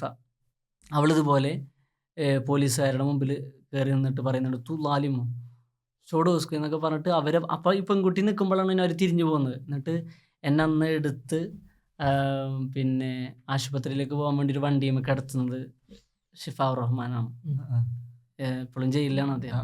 ഞാൻ ആലോചിക്കും, പിന്നെ മൂപ്പര് വന്ന് മൂപ്പരെന്നെ എടുത്ത്, എനിക്ക് അന്ന് മൂപ്പരെ അറിയില്ല, കാരണം മൂപ്പരൊന്നും നമുക്ക് നോക്കാൻ പറ്റണില്ല. മൂപ്പരെടുത്ത് പിന്നെ ഒരു ശ്രീകാന്ത് എടുത്ത ഫോട്ടോയിലാണ് ഞാൻ കാണുന്നത് ഷിഫാബായിയാണ്. അന്ന് ഞാൻ അൻസാരി ഹോസ്പിറ്റലിൽ ചെല്ലുന്ന സമയത്ത് അവിടെ കഫീൽ ഖാനാണ് ഞങ്ങളൊക്കെ പരിചരിക്കുന്നത്. കഫീൽ ഖാൻ കൈ പിടിച്ചിട്ട് അമർത്താൻ പറ്റിയിട്ട് പറഞ്ഞു, "ഇത് പൊട്ടിയിട്ടുണ്ട്, ഹോളി ഫാമിലിയിലേക്ക് കൊണ്ടുപോകണം" എന്ന് പറഞ്ഞു. അന്ന് ഗഫീൽ ഖാൻ അന്ന് ഇവിടെ ഉണ്ട്. അല്ല, ആള് അവിടെ എത്തിയിട്ടുണ്ട്. അപ്പോൾ ഓരോരുത്തർക്കും ഓരോ രൂപത്തിലാണല്ലോ സേവനം ചെയ്യാൻ പറ്റുക. മൂപ്പർക്ക് അറിയായിരുന്നു ഈ പ്രശ്നം വഷളായിട്ടുണ്ട്, ഇനിയിപ്പോൾ ഏറ്റവും നല്ലത് മൂപ്പരുടെ സേവനം വേണ്ടത് അവിടെയാണ്. മൂപ്പരടുത്ത് ഡോക്ടറൊന്നുമല്ല, പക്ഷെ മൂപ്പര് ആസ് എ ഡോക്ടർ എന്നുള്ള നിലക്ക് മൂപ്പരവിടെ വന്ന് ഒരു എക്സ്പേർട്ട് എന്നുള്ള നിലക്ക് ഞങ്ങളൊക്കെ പരിചരിച്ചു. എനിക്കത് ഭയങ്കര ഒരു ഇതായി തോന്നി. അങ്ങനെ ഞങ്ങളെ പറഞ്ഞയച്ചു. അന്ന് ഈ ചെറിയ ഓംനി ആംബുലൻസിലാണ് ഞങ്ങളെ കൊണ്ടുപോകുന്നത്. ആംബുലൻസ് അൻസാരിയുടെ അവിടെ നിന്ന് അപ്പുറത്ത് കൂടെ, സ്റ്റേഡിയത്തിൻ്റെ അപ്പുറത്ത് കൂടെ ഈ ഹോളി ഫാമിലിയുടെ മതിലിനരികിലൂടെ പോകുമ്പോൾ പോലീസ് തടയുന്നുണ്ട്. ഈ ചികിത്സ മെഡിക്കൽ അറ്റൻഷൻ വേണ്ട ആളുകളെയാണ് ഇവർ വിടൂല എന്നാണ് പറയുന്നത്. ലാസ്റ്റ് ഈ ഡ്രൈവർ ഒരു ആൾ പറയുന്നുണ്ട്, ആംബുലൻസ് തടയാൻ പറ്റൂല എന്ന് പറഞ്ഞിട്ട് പിന്നെ അങ്ങനെ കടത്തി വിടുകയാണ് അവർ. അപ്പം അന്ന് 2 കണ്ണും ഈ വീർത്തിട്ടൊക്കെ ആൾക്കാർ വരുന്നുണ്ട്. അപ്പം എന്താണ് സംഭവം എന്ന് പറഞ്ഞാൽ, അല്ല, ടിയർ ഗ്യാസ് ഒന്ന് പൊട്ടിയിരിക്കുകയാണ്. നമ്മൾ പിന്നീട് ഈ പ്രശ്നം കഴിഞ്ഞ് ശേഖരിച്ച ടിയർ ഗ്യാസുകളിൽ പലതും 2015 എക്സ്പയർ ആയതാണ്. അതായത് എക്സ്പയർഡ് ആയ ടിയർ ഗ്യാസ് എന്ന് പറഞ്ഞാൽ ടോക്സിക് ഗ്യാസാണ്, ടോക്സിക് പോയിസനാണ്. ആ സാധനമാണ് ഒരു ഇന്ത്യയിലെ ഏറ്റവും പ്രമാദമായ വിദ്യാഭ്യാസ സ്ഥാപനത്തിൽ ഉപയോഗിക്കുന്നത്. അന്ന് വിൻ്റർ സെഷൻ എക്സാം നടക്കുന്ന സമയമാണ്. എക്സാം ഹാളിൻ്റെ മുമ്പിലൊക്കെ ഒന്ന് ടിയർ ഗ്യാസ് പൊട്ടുകയാണ്. എത്രയോ കുട്ടികൾ പറയുന്നുണ്ട്, കണ്ണെരിയുന്നു, എക്സാം എഴുതാൻ പറ്റുന്നില്ല, എക്സാം സസ്പെൻഡ് ആവുന്നു. ഒരു പ്രകോപനവും ഇല്ലാതെ ക്യാമ്പസിനകത്തേക്ക് ഇവർ ടിയർ ഗ്യാസ് പ്രയോഗിക്കുകയാണ്. ഈ ടിയർ ഗ്യാസ് എന്ന് പറഞ്ഞത് ഈ വിഷം ഉപയോഗിക്കുകയാണ്. ഡിസംബർ എന്ന് പറയുമ്പോൾ ഇവിടെ വിന്റർ എക്സാംസ് നടക്കുന്ന സമയമാണ്. ഒരു ബ്ലഡി ഡിസംബർ തന്നെയായി മാറുകയാണ് അത്. പിന്നെ ശ്രീകാന്ത്, ഷക്കീബ്, പിന്നെ ഡാനിഷ്, അതിനാൻ, ഇങ്ങനത്തെ റോയിട്ടേഴ്സിലുള്ള ആളുകൾ മുതൽ ഇവിടെ പഠിക്കുന്ന കുട്ടികൾ വരെയുള്ള അവരുടെ ഫോട്ടോസിൽ ഫുള്ള് കഥ പറയുന്നുണ്ട്. കല്ലെറിയുന്നത് പോലീസാണ്, പിന്നെ ടിയർ ഗ്യാസ് പൊട്ടിക്കുന്ന പോലീസാണ്, കുട്ടികളെ ക്രൂരമായി ലാത്തി ചാർജിന് വിധേയമാക്കുന്നത് പോലീസാണ്. പോലീസിനൊരു മാനുവൽ ഉണ്ടാവും, അതായത് എങ്ങനത്തെ ലാത്തി ഉപയോഗിക്കണം, അതിനെത്ര മീറ്റർ വലിപ്പം ഉണ്ടാവും, എത്ര കനം ഉണ്ടാവണം. അവസാനം എന്നെ ആശുപത്രിയിൽ നിന്ന് ഡിസ്ചാർജ് ചെയ്യാൻ വേണ്ടി TM പ്രതാപൻ MP വരുന്നുണ്ട്. MP വന്ന് ഹോളി ഫാമിലിയിലെ അന്നത്തെ ഡയറക്ടർ, പിന്നെ ഒരു ഫാദർ, പേര് ഞാൻ മറന്നുപോയി, അച്ഛൻ മലയാളിയാണ്. അപ്പം മൂപ്പര് വന്നിട്ട് പറയുന്നുണ്ട്, പിന്നെ വളരെ കഷ്ടമുണ്ട് സാറേ, കുട്ടികളൊക്കെ വരുന്ന അവസ്ഥ ഉണ്ട്, പേടിയാവുന്നു, ഇങ്ങനെയൊക്കെ പോലീസ് തല്ലോ എന്നൊക്കെ ചോദിക്കുന്നുണ്ട് അച്ഛൻ. എന്നിട്ട് പ്രതാപേട്ടനും ഈ അച്ഛനും ഇവരൊക്കെ പാടി പോലീസിൻ്റെ അടുത്തേക്ക് ചെല്ലുന്നിട്ട് പ്രതാപേട്ടൻ ചോദിക്കുന്നുണ്ട്, ആരാണ് നിങ്ങൾക്ക്, ഏത് മാനുവലാണ് നിങ്ങൾ ഫോളോ ചെയ്യുന്നത്? ഡൽഹി പോലീസിന് എന്ത് മാനുവൽ? അപ്പോൾ അവർ പിന്നെ മുഴകളുള്ള, പിന്നെ കൂർത്ത മുനകളൊക്കെ ഉള്ള മുളവടികളൊക്കെ ഉപയോഗിച്ചിട്ടാണ് തല്ലുന്നത്. പിന്നെ പല ആൾക്കും യൂണിഫോം ഇല്ല, അതൊക്കെ പിന്നെ അഡ്രസ്സ് ചെയ്യപ്പെട്ടു. അപ്പം അന്ന് രൂക്ഷമായ ഭാഷയിൽ അടിച്ചമർത്തുക എന്നുള്ളൊരു സംഗതിയാണ് അവർ ഉദ്ദേശിച്ചത്. പാർലമെൻറ്റ് മാർച്ച് നടക്കുന്നില്ല, അവിടെ പരാജയപ്പെട്ടെന്നല്ല, പാർലമെൻറ്റ് മാർച്ച് നടക്കുന്നില്ല, പക്ഷേ സമരം കുറച്ചുകൂടി തലേ ദിവസത്തേക്കാൾ കുറച്ചുകൂടി വലുപ്പത്തിൽ സമരം ലോകം അറിയാൻ തുടങ്ങി. പിന്നെ BBC വരുന്നു, അൽ ജസീറ വരുന്നു, ന്യൂസ് 4 വരുന്നു, പിന്നെ അങ്ങനെയുള്ള എല്ലാ ഇൻ്റർനാഷണൽ ഏജൻസികളും വരുന്നു. ജാമിയ ഡൽഹിയിലായതുകൊണ്ടാണ് ഉണ്ടാകുന്നത്. ഇതേപോലെ പിന്നെ ശക്തമായ സമരം അലിഗഡിൽ നടക്കുന്നുണ്ട്. 14-ാം തീയതി ഒരു ശനിയാഴ്ച നമ്മൾ JCC തീരുമാനിച്ചു, വളരെ വലിയൊരു അറ്റാക്ക് ഉണ്ടായിട്ടുള്ളത് നമ്മളെ നേർക്ക്, ഈ വിഷയം നമ്മൾ ലോകത്തിന് മുന്നിലെത്തിക്കണം. അപ്പോൾ എത്തുന്നുണ്ട്, കുട്ടികളെല്ലാവരും ബൈറ്റ് കൊടുക്കുന്നു, മീഡിയകൾ വരുന്നു, ഒക്കെ കവർ ചെയ്യുന്നുണ്ട്. പോലീസ് ക്രൂരമായി ഒരു പിന്നെ പീസ്ഫുൾ പ്രൊട്ടസ്റ്റിനെ അല്ലെങ്കിൽ ഒരു മാർച്ചിനെ അടിച്ചമർത്തി എന്നുള്ളൊരു സംഗതി വരികയാണ്. ഇതൊക്കെ കഴിഞ്ഞിട്ട് പിന്നെ ഈ 14-ാം തീയതി ഞങ്ങൾ ക്യാമ്പസിൻ്റെ പുറത്തിറങ്ങണ്ട എന്ന് തീരുമാനിച്ചു. നമ്മൾ ക്യാമ്പസിന്റെ പുറത്തിറങ്ങുന്നില്ല. ക്ലാസ് ഇല്ല, പക്ഷെ എല്ലാവരും ക്യാമ്പസിലേക്ക് വരുന്നുണ്ട്. എല്ലാവരും ക്യാമ്പസിൽ വരികയാണ്. എക്സാം നടന്നുകൊടുക്കണ്ടേ? എക്സാം സസ്പെൻഡ് ചെയ്തു, അനിശ്ചിതകാലത്തേക്ക് സസ്പെൻഡ് ചെയ്തു. ഡിസംബർ 16 മുതൽ ലീവ് പ്രഖ്യാപിച്ചു അനിശ്ചിതകാലത്തേക്ക്. പിന്നീടാണ് ജനുവരി പകുതിയോടുകൂടിയൊക്കെ വീണ്ടും തുറക്കുന്നൊക്കെ ഉണ്ട്. കാരണം എക്സാമിന് നടക്കും. പിന്നെ എക്സാം നടക്കുന്നതൊക്കെ ജനുവരിയിലും ഫെബ്രുവരിയിലൊക്കെയാണ്. മാർച്ചിൽ പിന്നെ കോവിഡ് വരുന്നു. സമരം കോവിഡ് വന്നില്ലായിരുന്നുണ്ടെങ്കിൽ കർഷക സമരത്തിൽ കർഷക ബില്ലുകൾ പിൻവലിച്ചതുപോലെ ഉറപ്പായിട്ടും ഈ അൺകോൺസ്റ്റിറ്റ്യൂഷണൽ CAA പിൻവലിക്കുമായിരുന്നു ഞാൻ ഉറച്ചു വിശ്വസിക്കുന്നുണ്ട്. അത്രയും ഐക്കോണിക് ആയിട്ടുള്ള ഒരു സമരം, ഈ സ്വതന്ത്ര ഇന്ത്യ കണ്ട ഏറ്റവും ഐക്കോണിക് ആയിട്ടുള്ള ഒരു സമരം ഇന്ത്യയുടെ എല്ലാ ഭാഗത്തും നടന്നു. നമ്മൾ പിന്നെ വളരെ കോൺഷ്യസ്ലി നമ്മൾ സാധനം പറഞ്ഞു, ജാമിയ ഈ സമരം ലീഡ് ചെയ്യുന്നു എന്നുള്ളൊരു നെറേറ്റീവ് ഉണ്ടായി വന്നു. അത് വേണ്ട എന്ന് നമ്മൾ പറഞ്ഞു. അതിന് കാരണം പലതായിരുന്നു. കാരണം പല രൂപത്തിലാണ് സമരം. ഈ സമരത്തിൽ തന്നെ പങ്കെടുക്കുന്ന എല്ലാവർക്കും ഒരു അഭിപ്രായമല്ല. സമരം അതാണ് ഈ എന്തിനെതിരെയാണ് സമരം എന്നൊക്കെ ഉള്ളതുണ്ട്. സമരം എങ്ങനെ വേണം, സമരത്തിൽ എന്ത് മുദ്രാവാക്യം ഉപയോഗിക്കണം, സമരത്തിൻ്റെ പേഴ്സ്പെക്റ്റീവ് എന്താണ്, CAA ആരെ എങ്ങനെ ബാധിക്കുന്നു, ഇതിലൊക്കെ വ്യത്യാസങ്ങളുണ്ടായിരുന്നു. ഇപ്പോൾ NSUവിൻ്റെ അഭിപ്രായമല്ല SFIക്ക് ഉണ്ടായിരുന്നത്, അവരുടെ അഭിപ്രായമല്ല MSFന് ഉണ്ടായിരുന്നത്, അവരുടെ അഭിപ്രായമല്ല SIOക്ക് ഉണ്ടായിരുന്നത്, അവരുടെ അഭിപ്രായമല്ല ഇവിടുത്തെ ലോക്കൽ സംഘടനകൾക്ക് ഉണ്ടായിരുന്നത്. അപ്പം ഈ ഡിബേറ്റ് സ്ഥിരം നടന്ന് ഇവോൾവ് ചെയ്തിട്ടാണ് ഈ സമരം മുന്നോട്ട് പോകുന്നത്. പക്ഷെ നമുക്കൊരു മിനിമം ആക്ഷൻ പ്ലാൻ ഉണ്ടായിരുന്നു. ആ മിനിമം ആക്ഷൻ പ്ലാന് അതുകൊണ്ട് തന്നെ നമ്മൾ പോവുക, നമ്മുടെ ആളുകൾക്ക് പ്രചോദനം കൊടുക്കുക. ഇന്ത്യയുടെ പല ഭാഗത്തും ജാമ്യയുടെ സമരത്തിൻ്റെ ഭാഗമായിട്ടുള്ള ആളുകൾ പോയി സംസാരിക്കുകയൊക്കെ ചെയ്തു. പക്ഷെ അവിടെയൊക്കെ നമ്മൾ മനസ്സുകൊണ്ട് വിചാരിച്ചൊരു സാധനം, ജാമ്യയുടെ സമരം ആണ് ഇതിൻ്റെ ലീഡ് എന്ന് ഒരു നരേറ്റീവ് വേണ്ട. അതിന് കാരണം അപകടം എന്താ വെച്ചിട്ടുണ്ടെങ്കിൽ, എങ്ങാനും സമരം കൈവിട്ടു പോയാൽ അല്ലെങ്കിൽ സമരം നിർത്തേണ്ടി വന്നാൽ, ഏത് സമയത്തും ഡൽഹി അല്ലേ, ഏത് സമയത്തും നിർത്താം അവർക്ക്, നിർത്തേണ്ടി വന്നാൽ അതോടെ ഇന്ത്യയിലെ എല്ലാ സമരങ്ങളും നിന്നു. അപ്പം അങ്ങനെ ഉണ്ടാവരുതല്ലോ എന്നുള്ളതുകൊണ്ട് അതിൽ ഇപ്പോൾ ഈ ഇതിങ്ങനെ പറഞ്ഞപ്പോൾ നമ്മളിവിടെ ഇല്ലെങ്കിൽ പോലും നമ്മൾ ആ സമരങ്ങളുടെ അതേ പൾസിൽ എന്നല്ല, ആ ഒരു ആവേശം കിട്ടുന്ന കോലത്തിൽ ആ മീഡിയ അറ്റൻഷൻ അത്രയും കിട്ടിയിരുന്നു. മീഡിയയിൽ അത്രയും വന്നിരുന്നു. ആ ഫോട്ടോസ് ഇപ്പോൾ നിങ്ങളിപ്പോൾ പറഞ്ഞപ്പോൾ ആയിഷ തന്നെ അവരെ നിൽക്കുന്ന ഫോട്ടോസും തല്ലിട്ടുന്ന ഫോട്ടോസും പോലീസ് വലിച്ചയക്കുന്ന ഫോട്ടോസും ഇതൊക്കെ നമുക്ക് അപ്പം ലൈവായിട്ട് ഇങ്ങനെ കിട്ടുകയാണ്. അപ്പം ഞാൻ വേറൊരു ഇങ്ങനെ ഇതിലേക്ക് പോവാം. അപ്പോൾ നിങ്ങൾ കുറച്ചും കൂടി മീഡിയ ബേസിൽ നിൽക്കുന്ന ഒരാളാണല്ലോ. അപ്പോൾ ഈ മീഡിയയിൽ അന്ന് എങ്ങനെയായിരുന്നു ഇതെല്ലാം റെപ്രസെൻ്റ് ചെയ്യപ്പെട്ടിരുന്നത്? ഈ സമരങ്ങൾ എങ്ങനെയായിരുന്നു ആളുകൾ കണ്ടിരുന്നത് അന്നത്തെ സമയത്ത്? അത് എനിക്ക് തോന്നുന്ന ഒരു കാര്യം, നമ്മളൊരിക്കലും മീഡിയ നമ്മളോട് നീതി കാണിക്കും, കരുണ കാണിക്കും എന്ന് വിശ്വസിച്ചിട്ടില്ല. കാരണം ആദ്യം ഈ സമരം തുടങ്ങുന്ന സമയത്ത് തന്നെ നമ്മളോട് പറയുന്നൊരു സംഗതി, നിങ്ങൾ പഠിക്കുന്ന സർവകലാശാലയുടെ പേര് ജാമിയ മില്ലിയ ഇസ്ലാമിയ എന്നാണ്. അവർക്ക് വേറെ ഒരു കാരണവും വേണ്ട നിങ്ങളെ ടെററൈസ് ചെയ്യാൻ, ഒരു കാരണവും വേണ്ട നിങ്ങളെ ഡെമോണൈസ് ചെയ്യാൻ എന്ന് പറയുന്ന നമ്മളുടെ തന്നെ ടീച്ചർമാർ പറയുന്നുണ്ട്. വളരെ താത്വികമായൊരു സംഗതിയാണത്, വളരെ പ്രാക്ടിക്കലായ വളരെ യാഥാർത്ഥ്യമായൊരു സംഗതി കൂടിയാണത്.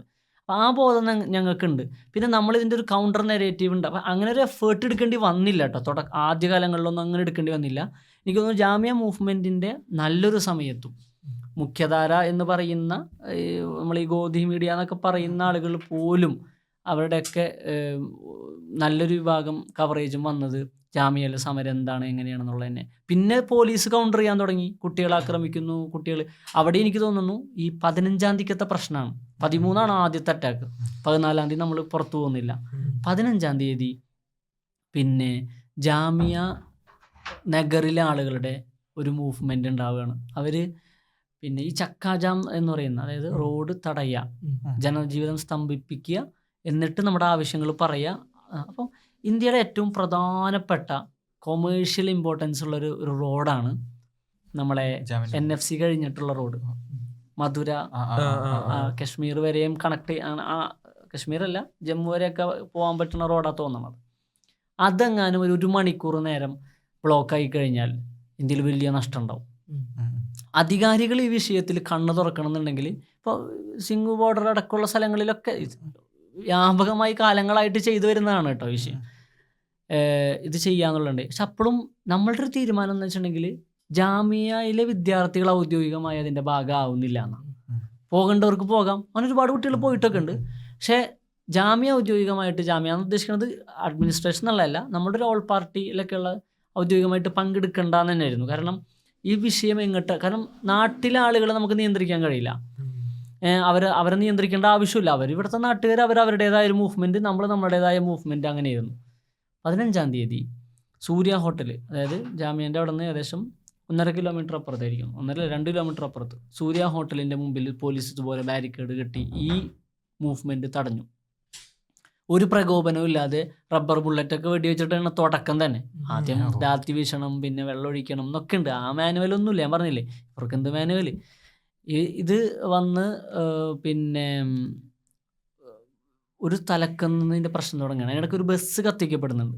ഈ ബസ് കത്തിച്ചത് ആരാണെന്ന് ഇപ്പോഴതൊരു മിസ്റ്ററിയാണ്. ബസ് കത്തിച്ചത് സമരക്കാരാണോ പോലീസാണോ? പല വിഷ്വൽസ് ഉണ്ട്. ചില വിഷ്വൽസിൽ പോലീസ് ഉള്ളിലേക്ക് ഇതൊഴിക്കുന്നത് കാണുന്നുണ്ട്.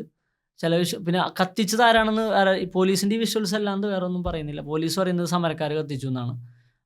പക്ഷേ ഞാൻ ഇതിൽ ഏറ്റവും കൂടുതൽ പ്രശ്നവൽക്കരിക്കുന്ന ഒരു സംഗതി മീഡിയ എന്ത് ചെയ്തു എന്ന് ചോദിച്ചല്ലോ. ആ 15-ാം തീയതിക്കത്തെ നെഗറ്റീവിൽ പൊതുമുതൽ നശിപ്പിച്ചു, പിന്നെ ഗവൺമെൻറ്റിൻ്റെ ബസ് കത്തിച്ചു. ആ ദൃശ്യങ്ങൾ വന്നിട്ട് ജാമ്യയിലെ വിദ്യാർത്ഥികൾ ഭയങ്കര അപകടകാരികളാവുന്നു.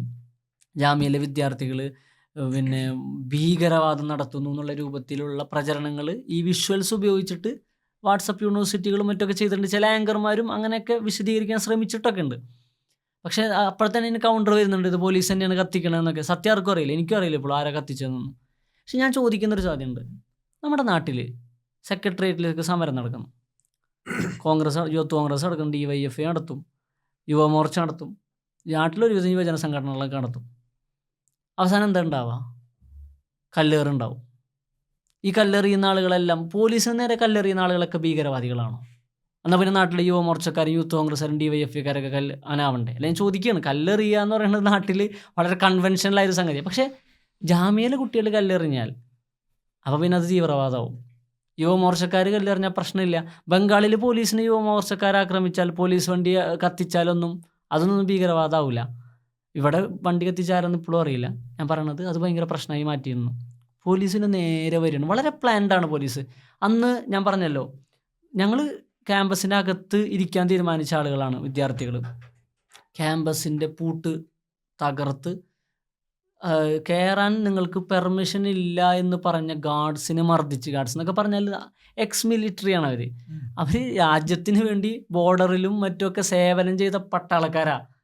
അങ്ങനെയുള്ള ജവാന്മാരോട് ഒരു തരത്തിലുള്ള ബഹുമാനവും ഇല്ലാതെ, അല്ലെങ്കിൽ ഇവർ പറഞ്ഞത് കേൾക്കാതെ പോലീസ് അവരെ കൂടെ ഒരു ഗാർഡിൻ്റെ കാലിൽ നഗാരിയൊക്കെ പൊട്ടിയിട്ട് കുറേ കാലങ്ങൾ പ്ലാസ്റ്റർ ഇട്ട് നടക്കുന്നുണ്ട്. അവരെ മർദ്ദിച്ചിട്ടാണ് പോലീസ് വരുന്നത്. പോലീസിനറിയാം വിദ്യാർത്ഥികൾ എവിടെയാണുള്ളത്, വിദ്യാർത്ഥികൾ പഠിക്കുന്നിടത്തുള്ളത്.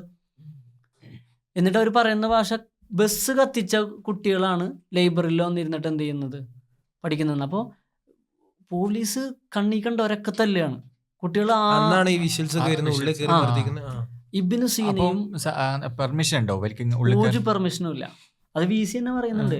VC ആദ്യം VC ഒരു രസമാണ്.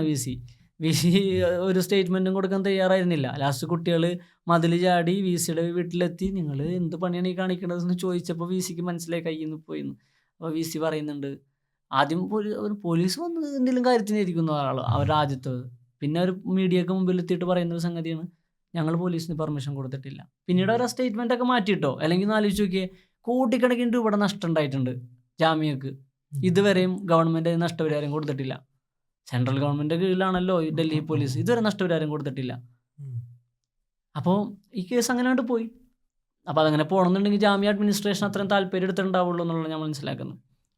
അന്നുണ്ടായ ഭീകര കാര്യങ്ങൾ എന്ന് പറഞ്ഞാൽ, ഒന്ന്, നമ്മുടെ എല്ലാ പുസ്തകങ്ങളും, കണ്ണീ കണ്ട പുസ്തകങ്ങൾ അവർ ആക്രമിച്ചു, ചില്ലുകൾ തട്ടിപ്പറിച്ചു, ഫർണിച്ചർ അവർ വാൻഡലൈസ് ചെയ്തു. ഈ ബസ് കത്തിച്ചത് ഭീകരവാദ പ്രവർത്തനമാണ് എന്ന് പറഞ്ഞ് ജാമ്യ സമരത്തിനെ ഭീകരവൽക്കരിക്കാൻ ശ്രമിച്ച അതേ ആളുകൾ ഇവിടെ വന്ന് ചെയ്യുന്നത് സെൻട്രൽ യൂണിവേഴ്സിറ്റിയുടെ, അതായത് അതും പബ്ലിക് പ്രോപ്പർട്ടി ആണല്ലോ, ഫർണിച്ചർ നശിപ്പിക്കുകയാണ്. വെറുതെ ഫർണിച്ചർ നശിപ്പിക്കുകയല്ല, ഒരു ലൈബ്രറിയുടെ ഫർണിച്ചർ നശിപ്പിക്കണം. അതായത് ഇന്ത്യയിലെ ഏറ്റവും പ്രധാനപ്പെട്ട ഒരു മൈനോറിറ്റി സ്റ്റാറ്റസ് ഉള്ള ഒരു വിദ്യാഭ്യാസ സ്ഥാപനത്തിനെ തകർക്കുക, ഇവിടെ കുട്ടികൾ സുരക്ഷിത ബോധത്തോടുകൂടി പഠിക്കരുത് എന്ന ഉറച്ച അജണ്ടയുടെ പുറത്താണ് ഉണ്ടാവുന്നത്. അന്ന് PhDയുടെ അവസാന ഘട്ടത്തിലൊക്കെ തീസിസ് എഴുതിക്കൊണ്ടിരിക്കുന്ന ഒരു സുഹൃത്തിൻ്റെ ലാപ്ടോപ്പ് അവർ തല്ലിപ്പൊളിക്കുകയാണ്. ഈ വരുന്ന ആളുകൾക്ക് എന്ത് PhD? അവർ പറഞ്ഞിരുന്ന ഭാഷ മുഴുവൻ വൃത്തികെട്ട ഭാഷയാണ്. അവർ പറഞ്ഞിരുന്നത് പിന്നെ വെറും തെറികളാണ്. ഈ പിന്നെ ഹരിയാൻവിയിലും ഭോജ്പുരിയിലും ഹിന്ദിയിലും ഒക്കെയുള്ള തെറികളാണ് പറഞ്ഞിരുന്നത്. എല്ലാം കമ്മ്യൂണൽ സ്ലേഴ്സാണ്, റേഷ്യൽ സ്ലേഴ്സാണ്. ഇത് പറഞ്ഞിട്ട് കുട്ടികളെ 2 കൈയും തല്ലിയൊടിച്ചു. മിൻഹാജ് എന്ന് പറയുന്ന ഒരു സുഹൃത്തിൻ്റെ കണ്ണ് പോയി. ഒരാളുടെ കണ്ണ് നഷ്ടപ്പെടുകയാണ്. ഒന്ന് ആലോചിച്ച് നോക്കി. എന്നിട്ട് ആരും അക്കൗണ്ടബിൾ ആവുന്നില്ല. മൂത്രപ്പുരയിലൊക്കെ കുട്ടികൾ മൂത്രമൊഴിക്കാൻ പോയ കുട്ടികളൊക്കെ പിന്തുടർന്ന് തല്ലുക, കുട്ടികളെ അടിച്ച് ഒളിക്കുകയാണ്. കുട്ടികൾ ഗതിയില്ലാണ്ട് ഒളിക്കേണ്ടി വരികയാണ്. ഈ പിന്നെ കാരണം താഴത്തുനിന്നുള്ള കുട്ടികൾ മുകളിലേക്ക് പോകുന്നു, മുകളിലുള്ള കുട്ടികൾ താഴത്തുനിന്ന് വരുന്നു. അവർ കണ്ണിൽ കിട്ടുന്ന സ്ഥലങ്ങളിലൊക്കെ ഒളിക്കുന്നു. അവിടെയൊക്കെ പോലീസ് പിന്തുടർന്ന് അടിക്കുന്നു. നമുക്കറിയാലോ, ലൈബ്രറിയിൽ ഇപ്പോൾ ഒളിക്കാൻ പറ്റിയ സ്ഥലമല്ലല്ലോ ലൈബ്രറി ഓപ്പൺ സ്പേസ് അല്ലേ. എന്നിട്ട് ഇതൊക്കെ കഴിഞ്ഞ് ഒരാൾ കണ്ടെത്തുകയാണ്, നമ്മളെല്ലാവരും CCTV ഉണ്ടായിരുന്നു. അപ്പോൾ CCTV നശിപ്പിക്കുകയാണ്, ക്യാമറ നശിപ്പിക്കുകയാണ്. അതൊക്കെ കണ്ടല്ലോ, ലോകം കണ്ടല്ലോ ഒരു ക്യാമറ നശിപ്പിക്കുന്നത്. എന്നിട്ട് അവർ പറഞ്ഞത് എന്താണ്, പിന്നെ കുട്ടികൾ അക്രമം ചെയ്തിട്ട് വന്നിരിക്കുകയാണെന്ന്. കുട്ടികൾ അക്രമം ചെയ്ത ആളുകളെ പിടിച്ചുകൊണ്ട് പോകണം, പ്രോസിക്യൂട്ട് ചെയ്യണം. അതിന് നിരപരാധികളായ കുട്ടികളെ തല്ലി തകർത്ത ഒരു യൂണിവേഴ്സിറ്റിയുടെ പ്രോപ്പർട്ടി വാൻഡലൈസ് ചെയ്ത് അവിടെ നിസ്കരിക്കുന്ന സ്ഥലത്തുണ്ട് നമ്മുടെ SRK പള്ളി. SRK പള്ളി അവർ ആക്രമിച്ചു. അവിടുത്തെ ചില്ലൊക്കെ പൊട്ടി കുറേ കാലം അങ്ങനെ കിടക്കുകയായിരുന്നു. എത്ര കാലമാണ് ഈ ലൈബ്രറി പൂട്ടിയിട്ടെന്നറിയോ? ലാസ്റ്റ് ഈ രൺവീർ സിംഗും ആലിയ ഭട്ടും ഉള്ളൊരു സിനിമ ഇറങ്ങിയില്ല, രാജാ റാണി കി പ്രേം കഹാനിയ, കരൺ ജോഹറിന്റെ പടം. അതിന്റെ ഷൂട്ടിംഗ് ഒക്കെ നടന്നു. അപ്പോഴും ക്യാമ്പസ് തുറന്നുണ്ടായിരുന്നില്ല, ഷൂട്ടിങ്ങിനൊക്കെ വിട്ടുകൊടുക്കിയിരുന്നു. കാരണം എനിക്ക് തോന്നുന്നു ഗവൺമെന്റിന്റെ നിന്ന് പൈസ ഒന്നും കിട്ടില്ല. ഇനി വാടക കൊടുത്തിട്ട് ഷൂട്ടിങ്ങിന് വാടക കൊടുത്തിട്ട് ആ പൈസ കൊണ്ട് ഇത് റെനോവേറ്റ് ചെയ്യാൻ ഒരു വിചാരിച്ചിട്ടുണ്ടാവുമായിരിക്കും. അതാണ് അവരുടെ അവസ്ഥ. എന്നിട്ട് ഏറ്റവും വേദനിപ്പിച്ച സംഗതി എന്താണെന്ന് വെച്ചിട്ടുണ്ടെങ്കിൽ, നമുക്ക് ഗേൾസ് ഓൺലി റീഡിങ് സെഷൻ ഉണ്ട്, അതിൻ്റെ ഉള്ളിലേക്ക് ഒരു വരികയാണ്. എന്തോ ഭാഗ്യത്തിന്, എന്തോ പടച്ചോൻ്റെ എന്തോ ഒരു ഈ ആ കുട്ടികളുടെ സഹോദരിമാരുടെ ഒക്കെ വീട്ടുകാരുടെ പ്രാർത്ഥന കൊണ്ടൊക്കെ ആയിരിക്കണം അവർക്ക് ആ സുരക്ഷിതത്വം കിട്ടിയിട്ടുണ്ടാവുക. അവർക്ക് വേറെ ഒന്നും ചെയ്യാൻ തോന്നിയില്ല. അവർ വന്നു, പെൺകുട്ടികളാണ് അതിൻ്റെ ഉള്ളിൽ നിന്ന് കണ്ടപ്പോൾ പുറത്തുനിന്ന് അവരെ ഉള്ളിലാക്കി, പുറത്തുനിന്ന് വാതിൽ ലോക്ക് ചെയ്തു.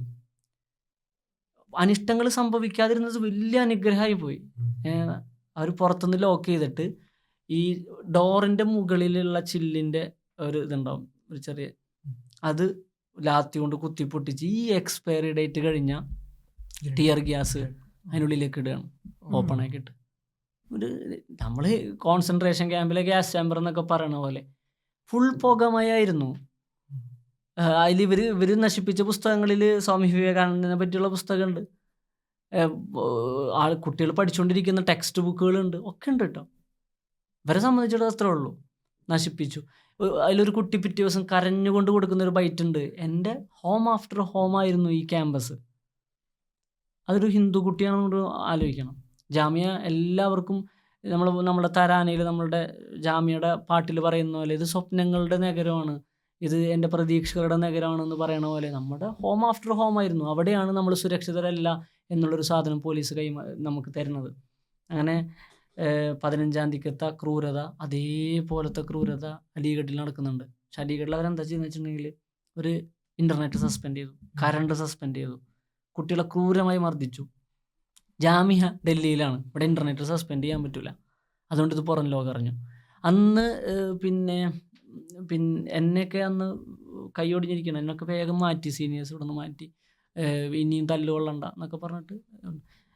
നമ്മൾ എന്നിട്ട് മെട്രോയിൽ ഞാൻ വീട്ടിലേക്ക് പോകുന്ന സമയത്തൊക്കെ എനിക്കിങ്ങനെ കോളുകൾ വരുന്നുണ്ട്. വീട്ടിലേക്ക് പോയി അല്ല, ഞാൻ താമസിക്കുന്ന റൂമിലേക്ക് പോകണം. അപ്പോൾ ഇവിടെ ഈ പ്രശ്നം കഴിഞ്ഞതൊരു ഇത് എന്ത് ഭൂമി എന്ന് തന്നെ പറയാം, ഒരു മസാക്കറൊക്കെ കഴിഞ്ഞ പോലത്തെ ഒരു ഭൂമിയായിട്ട് കിടക്കുകയാണ്. എന്നിട്ട് കുട്ടികളെ ഈ ഇതിനുള്ള ക്യാപ്റ്റീവായിട്ട് ഇവർ പിടിച്ചു വെച്ചിരിക്കുന്ന കുട്ടികളെ 2 കൈ ഉയർത്തിയിട്ട് ഇവരോട് പുറത്തുനിന്ന് മാർച്ച് ചെയ്യാൻ പറഞ്ഞു. ഈ കുട്ടികളോട് നമ്മൾ ഹാഷിംപുര കൂട്ടക്കൊലയിൽ ആ ചിത്രം കണ്ടിട്ടില്ല, അതുപോലെ എന്താണ് ഈ പറയുന്നത്, കുട്ടികളെ നടത്തിക്കുക എന്നൊക്കെ പറഞ്ഞാൽ അങ്ങനെ. ആരാണ് ഇന്ത്യയിലെ 2020 മിനിസ്ട്രി ഓഫ് എഡ്യൂക്കേഷൻ്റെ സെൻട്രൽ യൂണിവേഴ്സിറ്റി റാങ്കിങ്ങിൽ 1ാമത് ജാമ്യയാണ്. റൈറണി ഒന്ന് ആലോചിച്ച് നോക്കി. അത് പല വിഷയം പറയുന്നുണ്ട്. ഒന്ന് നമ്മളെങ്ങനെ നമുക്കൊരു സന്തോഷമായിക്കോട്ടെ എന്ന്. അതല്ലല്ലോ, ജാമ്യനെ കുറിച്ച് ഇവർ ഇത്രയും വലിയ നെറേറ്റീവ് ഉണ്ടാക്കിക്കൊണ്ടിരിക്കുന്ന സമയത്തും ജാമ്യ പെർഫോമൻസ് വൈസ് 1ാം റാങ്ക് വരണമെന്നുണ്ടെങ്കിൽ അങ്ങനത്തെ ഏറ്റവും പ്രധാനപ്പെട്ട ഒരു യൂണിവേഴ്സിറ്റിയിലെ വിദ്യാർത്ഥികളാണ് ഇവരിങ്ങനെ വലിയ ഭീകരന്മാരെ പോലെ ചിത്രീകരിക്കുന്നത്. എന്നിട്ട് പിന്നെ ജാർഖണ്ഡ് ഇലക്ഷൻ്റെ സമയത്ത് നമ്മുടെ ബഹുമാനപ്പെട്ട പ്രധാനമന്ത്രി പോയിട്ട് പ്രസംഗിക്കുന്നത് വേഷം കൊണ്ട് അക്രമാരികളെ തിരിച്ചറിയാമെന്നാണ്. ജാർഖണ്ഡ് ഇലക്ഷൻ അവർ തോൽറ്റു. അവിടെ പിന്നെ കോൺഗ്രസ് JMM സഖ്യം ജയിക്കുകയാണ്. ഇവിടെ പിന്നെ ഇതെങ്ങനെ അവസാനിക്കുന്നത്? എന്നിട്ട് പിറ്റേ ദിവസം എന്താ ഉണ്ടാകുന്ന വെച്ചിട്ടുണ്ടെങ്കിൽ ഇത് ലോകം മൊത്തം അറിഞ്ഞു, ഇവർ കയ്യിൽ നിന്ന് പോയി. ഞാൻ ഈ പറഞ്ഞതാണ്, കോവിഡ് ഇല്ലായിരുന്നെങ്കിൽ സ്ഥിതി വേറെ ഒന്നാകുമായിരുന്നു എന്ന് പറഞ്ഞു. 16-ാം തീയതി രാവിലെ പ്രതിപക്ഷ നേതാക്കന്മാർ സോണിയാഗാന്ധിയുടെ നേതൃത്വത്തിൽ രാഷ്ട്രപതിയെ കണ്ടു. ഈ ഒരു പ്രസ്താവന വരുന്നുണ്ട്, യൂണിവേഴ്സിറ്റിയിലെ വിദ്യാർത്ഥികൾക്ക് ഇത്രയും ക്രൂരമായി തല്ലിച്ചതക്കാൻ ഒരു സർക്കാരിന് അങ്ങനെ കഴിയുന്നു എന്നൊക്കെ ചോദിക്കുന്നുണ്ട്. അപ്പോൾ അലിഗഡിലെ വിഷയമാണ് അവർ കൂടുതൽ ഉന്നത്. കാരണം അലിഗഡിലെ വിഷയം ഭയങ്കര ക്രൂരതയായിരുന്നു. അത് നമ്മളത് ഇവിടെ എല്ലാവരും ലോകം അറിഞ്ഞു. വല്ലാണ്ട് അറിഞ്ഞില്ല തോന്നുന്നു. പിന്നെ പറഞ്ഞൊരു സമരമാണ് അന്ന് ജാമ്യയിൽ വിദ്യാർത്ഥികളെ ആക്രമിച്ചു എന്ന് കേട്ടപ്പോൾ 100 വയസ്സൊക്കെ പ്രായമായ ഉമ്മമാർ ഷഹീൻബാഗിൽ, അതും 116 വർഷം കൂടുമ്പോഴുള്ള ഏറ്റവും കൊടും തണുപ്പിൽ നിരത്തിൽ വന്നിരിക്കുകയാണ്. അന്ന് മുതലാണ് പിന്നെ ഷഹീൻബാഗ് തുടങ്ങുന്നത്. ഡിസംബർ 15 രാത്രിയാണ് അവരിറങ്ങുന്നത്. ഞാൻ ആലോചിക്കുന്നുണ്ട്, എന്നാണ് ഈ നിയമം പിൻവലിക്കുക, എന്നാണ് ഈ സമരം തീരുക എന്നുള്ള ഒരു ഉറപ്പും ആർക്കുമില്ല. അചഞ്ചലമായ വിശ്വാസം, അവർക്ക് അവരുടെ വിശ്വാസത്തിലുള്ള വിശ്വാസം, ഈ രാജ്യത്തിലുള്ള വിശ്വാസം, ഈ ഭരണഘടനയിലുള്ള വിശ്വാസം അവരെ പുറത്തെത്തിക്കുകയാണ്. അങ്ങനെയല്ല നമുക്കിത് പറയാൻ പറ്റുള്ളൂ. അങ്ങനെയാണല്ലോ ഭരണകൂടം, അങ്ങനെയാണ് ഇതിനെ മനസ്സിലാക്കേണ്ടത്. ഒരു പിന്നെ ഇതിനെ പുറത്തുനിന്ന് ധർണ ഇരിക്കുന്നത്, സമാധാനപരമായ ഒരു ഷഹീൻബാഗ് ഉണ്ടാവുന്നത് എന്തുകൊണ്ടാണ്? അത് ഈ രാജ്യത്തിൻ്റെ നിയമത്തിലുള്ള വിശ്വാസം. അതിനെപ്പോലും കൊഞ്ഞനം കുത്താനാണ് ഗവൺമെൻറ് ശ്രമിച്ചതെന്നുള്ളതാണ്. അങ്ങനെ എത്രയോ ദിവസം അവിടെ ഇരുന്നു. ഇപ്പോൾ ഇന്നിപ്പോൾ എത്രാം തീയതി? 26-ാം തീയതി റിപ്പബ്ലിക് ദിനം. 30-ാം തീയതി രക്തസാക്ഷി ദിനത്തിൻ്റെ അന്ന് JCC തീരുമാനിച്ചു, ജാമ്യ കോർഡിനേഷൻ കമ്മിറ്റി തീരുമാനിച്ചു, നമ്മൾ രാജ്ഘട്ടിലേക്ക് സമാധാനമായിട്ട് ഒരു മൗനജാഥ സംഘടിപ്പിക്കണം. അതിന് നേരെയാണ് രാംഭക്ത് ഗോപാൽ എന്ന് പറയുന്ന ഒരു തീവ്രവാദി നിറയൊഴിക്കുന്നത്. ആ സംഭവം നടക്കുന്നില്ലേ? എന്നിട്ട് ഇവിടെ എന്താ ഉണ്ടായത്? സമാധാനപരമായി രാജ്ഘട്ടിലേക്ക് ബാപ്പുവിൻ്റെ രക്തസാക്ഷി ദിനത്തിൻ്റെ അന്ന് അത് കോമമറേറ്റ് ചെയ്യാൻ വേണ്ടി നീങ്ങുന്ന ഏറ്റവും പ്രധാനപ്പെട്ട സർവകലാശാലയിലെ വിദ്യാർത്ഥികൾക്ക് നേരെ വേറൊരു നാഥുറാം ആണല്ലോ ബാപ്പുവിനെ കൊല്ലുന്നത്. രാംഭക്ത് ഗോപാൽ എന്ന് പറയുന്ന ഒരാൾ വന്ന് വെടിവെച്ചിട്ട് പോവാണ്. പോലീസിന് കേസ്. നമ്മുടെ നാട്ടിലെ മാനസിക രോഗിയാണ്, ഇവിടെ പിന്നെ പ്രായപൂർത്തിയായിട്ടില്ല എന്നാണ് പറഞ്ഞത്. അവൻ്റെ അക്കൗണ്ട് പോയി കഴിഞ്ഞാൽ ആരാണ്, എങ്ങനെയാണ് ആയുധങ്ങൾ കിട്ടിയെന്നൊക്കെ എല്ലാവർക്കും അറിയാം. ഒന്നും സംഭവിച്ചില്ല. അതിന് തൊട്ട് മുമ്പ്, അതായത് ഫെബ്രുവരിയിലാണ് ഇവിടുത്തെ ഇലക്ഷൻ നടക്കുന്നത്, ഡൽഹി ഇലക്ഷൻ. ഗോലിമാറോ സാലോങ്കോന്ന് ഇവിടെ കേന്ദ്രമന്ത്രിമാരുള്ള അടക്കമുള്ള ആളുകൾ ഇവിടെ പ്രചരണം നടത്തുന്നുണ്ട്. അപ്പം അതിൽ നിന്ന് പ്രചോദനം ഉൾക്കൊണ്ടിട്ടാണ് ഇവരൊന്ന് വെടിവെക്കണമെന്ന് എല്ലാവർക്കും അറിയാം. പക്ഷെ ഒന്നും സംഭവിക്കില്ല.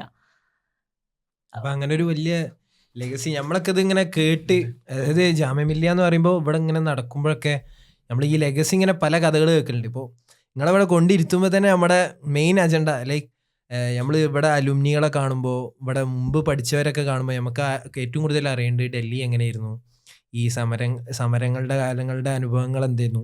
ഇപ്പം നമുക്കതൊന്നും കഴിയുന്നില്ല. ഇപ്പം അങ്ങനെ ഒരു സാധനം അനുഭവിക്കാനേ കഴിയുന്നില്ല. അത്രയും പ്രൊട്ടക്ഷനാണ്, ഭയങ്കര പ്രൊട്ടക്ഷൻ, മെയിൻ്റനൻസ് എന്ന് പറഞ്ഞിട്ട് എല്ലാം ആ നിലക്ക് നിർത്തുകയാണ്. അപ്പോൾ അന്ന് നിങ്ങളിവിടെ PhD ഫസ്റ്റ് ഇയർ. അപ്പോൾ എനിക്ക് അറിയേണ്ടത് ഇനി കുറച്ചും കൂടിയും മീഡിയയിലാണല്ലോ PGയും ചെയ്ത് PhD ആണ്. അപ്പോൾ മീഡിയയുമായി ബന്ധപ്പെട്ട് ഇപ്പോൾ നമ്മൾ നേരത്തെ പറഞ്ഞ ഈ റെപ്രസെൻറ്റേഷൻ്റെ പ്രശ്നം, എങ്ങനെയാണ് മുസ്ലിങ്ങളെ റെപ്രസെൻ്റ് ചെയ്യുന്നത്, അല്ലെങ്കിൽ ഇവിടുത്തെ മീഡിയൻ്റെ ഒരു നിലവാരത്തെക്കുറിച്ച് എപ്പോഴും നമ്മൾ ചോദിക്കാറുണ്ട്, സംസാരിക്കാറുണ്ട്, നമുക്കെപ്പോഴും ആശങ്കകളുണ്ട്. അപ്പോൾ നിങ്ങളുടെ ഒരു മൈൻഡ് സെറ്റ് എന്താണ്, പെർസ്പെക്റ്റീവ് എന്താണെന്നുള്ളത് അറിയണം. ഒന്ന്, നമ്മുടെ നാട്ടിലെ രണ്ട് വിഷയങ്ങളാണ്. ഒന്ന് സ്വതന്ത്ര മാധ്യമ പ്രവർത്തനം, മറ്റൊന്ന് മാധ്യമ സ്വാതന്ത്ര്യം. ഇത് രണ്ടും പരസ്പര പൂരകങ്ങളായിട്ട് വരേണ്ട സാധനങ്ങളാണ്. മാധ്യമ സ്വാതന്ത്ര്യം ഉണ്ടാവുമ്പോൾ സ്വതന്ത്ര മാധ്യമ പ്രവർത്തനം നടക്കും എന്നുള്ളതാണ്.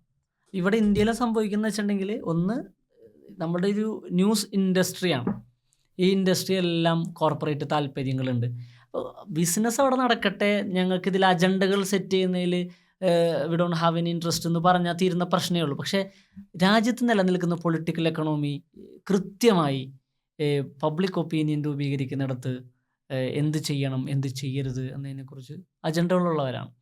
അതുകൊണ്ട് തന്നെ നമ്മുടെ നാട്ടിൽ നിലവിലുള്ള മുഴുവൻ മുഖ്യധാരാ മാധ്യമങ്ങളും നമ്മൾ ഈ നാഷണൽ ചാനൽ അങ്ങനെ ഹിന്ദി ചാനലുകളെയാണ് നമ്മൾ ഇംഗ്ലീഷ് ചാനലുകളും ദേശീയ മാധ്യമങ്ങൾ എന്ന് പറയാം. എല്ലാം ദേശീയമാണ് അങ്ങനെ നോക്കണമെങ്കിൽ, അത് വേറെ വിഷയം പോട്ടെ. ആ ചാനലുകളെല്ലാം ഈ പറഞ്ഞ താല്പര്യങ്ങളുടെ പുറത്താണ്. നാളെ സർക്കാർ മാറിക്കഴിഞ്ഞാൽ ഇവരൊക്കെ കാവാത്ത മറക്കും. സർക്കാർ മാറിക്കഴിഞ്ഞാൽ ഞാൻ പറയാറുണ്ട്, ജാമ്യയിൽ അഡ്മിനിസ്ട്രേഷൻ സർക്കാർ മാറിക്കഴിഞ്ഞാൽ നാളെ മുതൽ ഇപ്പോൾ വേറെ സർക്കാർ വന്ന നാളെ മുതൽ ഇവർ നമ്മളോട് എന്താണ് ഭായി, എന്താണ് വിശേഷം എന്ന് ചോദിക്കും. ഇന്നവർ വേറെ എന്തെങ്കിലും നമുക്ക് ഷോക്കോസ് നോട്ടീസ് തരുന്നെങ്കിൽ നാളെ വേറെ എന്തെങ്കിലും. അപ്പോൾ അതേ സാധനമാണ് മാധ്യമങ്ങളുടെ വിഷയത്തിലുണ്ടാവുന്നത്. രാജ്യത്ത് 2014 നമ്മുടെ മാധ്യമ സ്വാതന്ത്ര്യം 136 സ്ഥാനത്തായിരുന്നെങ്കിൽ ഇപ്പോൾ 162ആണ്. നമ്മൾ വളരെ വേഗത്തിൽ പിന്നെ താഴോട്ട് പോയിക്കൊണ്ടിരിക്കുകയാണ്.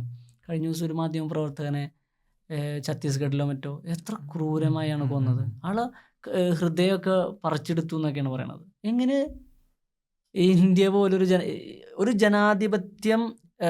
ജനാധിപത്യ സമൂഹം എന്ന് പറയുന്നത് അവിടുത്തെ മാധ്യമങ്ങളുടെ സ്വാതന്ത്ര്യം കൂടി നോക്കിയിട്ടാണ് വിലയിരുത്തപ്പെടേണ്ടത്. നമ്മൾ പ്രസ് ഫ്രീഡം ഇൻഡെക്സിൽ താഴോട്ടാണെന്ന് പറയുമ്പോൾ ഒരു പ്രശ്നമല്ലേ അത്. അപ്പോൾ രാജ്യത്ത് സ്വതന്ത്ര മാധ്യമ പ്രവർത്തനം ഇല്ലാണ്ടാകുന്നു എന്നുള്ളൊരു പ്രശ്നമുണ്ട്. വേറൊരു കാര്യം ഞാൻ നേരത്തെ പറഞ്ഞല്ലോ, ഈ പൊളിറ്റിക്കൽ എക്കണോമിയുടെ അജണ്ടയുടെ ഭാഗമായിട്ട് അത് ന്യൂസ് മാത്രമല്ല കേട്ടോ. ഒന്ന്, ഈ വാർത്തകൾ ഉണ്ടാവുന്നു. വാർത്തകൾ നമ്മളെപ്പോഴും പറയാറുണ്ട് ഏർലി കൺക്ലൂഷൻസിലേക്ക് എത്തുകയാണ്. എഡ്വേർഡ് സയ്യിദ് ആരോ പറയുന്നുണ്ട്, ജേർണലിസം എന്ന് പറയുന്നത് എക്സ്കവേഷൻ ഓഫ് ട്രൂത്താണ്, ക്രിയേഷൻ ഓഫ് ന്യൂസ് അല്ല, വാർത്ത ഉണ്ടാക്കലല്ല, സത്യം കണ്ടെത്തലാണ് എന്ന് പറയുന്നുണ്ട്. സത്യം ഒന്നാമത്തെ ദിവസം തന്നെ കണ്ടെത്താൻ പറ്റുന്ന സംഗതിയല്ല, ഒരാളുടെ ഭാഗം മാത്രം കേട്ടുകൊണ്ട് തീരുമാനിക്കാൻ പറ്റുന്നതല്ല. പക്ഷെ നമ്മുടെ അങ്ങനെയല്ല. നമുക്കൊരു നരേറ്റീവ് ഉണ്ട്, ആ നരേറ്റീവ് മാത്രം പ്രചരിപ്പിക്കുക എന്നുള്ളതാണ്, ബിൽഡ് ചെയ്യുക എന്നുള്ളതാണ്. ഇപ്പം നോക്കിയേ, ഈ നമ്മളൊരു ലെവൽഡ് ആയിട്ടുള്ള ഒരു ഫീൽഡ് ഉണ്ടാവുക എന്ന് പറയുന്നത് ജനാധിപത്യത്തിന് രാജ്യത്ത് ഇല്ലാത്ത എന്തുകൊണ്ടാണ്? രാഹുൽ ഗാന്ധിയെ ആദ്യം തന്നെ പപ്പുവാക്കി ചിത്രീകരിച്ചത് മീഡിയ IT സെല്ല് മാത്രമല്ല, ഇവിടുത്തെ മാധ്യമങ്ങൾ കൂടിയാണ്. അപ്പോൾ ജനാധിപത്യത്തിൻ്റെ ഏറ്റവും ലെവലിംഗ് പ്ലേ എന്നെ ഇല്ലാണ്ടാക്കി വെച്ചിട്ടുണ്ട്. അതേപോലെ തന്നെ എല്ലായിടത്തും ഇനി മുസ്ലിങ്ങളുടെ കാര്യം എടുക്കാം, ദളിതുകളുടെ കാര്യം എടുക്കാം. ഈ ആരാണ് അവിടെ വാർത്ത ഉണ്ടാക്കുന്നത്? ആരാണ് എഡിറ്റോറിയൽ പോളിസി തീരുമാനിക്കുന്നത്? വാർത്ത അവതരിപ്പിക്കുന്നത് ആരാണ്? അവിടെ തന്നെ നോക്കിയാൽ മതിയല്ലോ ഈ താല്പര്യങ്ങൾ. ഞാൻ പറയണത് മുസ്ലിങ്ങളല്ലാത്ത ആളുകൾ മുസ്ലിങ്ങളെക്കുറിച്ച് വാർത്ത വായിച്ച പ്രശ്നമാണെന്നല്ല. പക്ഷേ നിലവിലെ സാഹചര്യത്തിൽ അങ്ങനെ ഉദ്ദേശിച്ച് ഇരിക്കുന്ന ആളുകളെ സംബന്ധിച്ചിടത്തോളം അങ്ങനത്തെ വാർത്തകളെ വരികയുള്ളൂ. പിന്നെ അണ്ടർ റെപ്രസെൻറ്റഡ് ആണ്, എല്ലായിടത്തും അണ്ടർ റെപ്രസെൻറ്റഡ് ആണ്.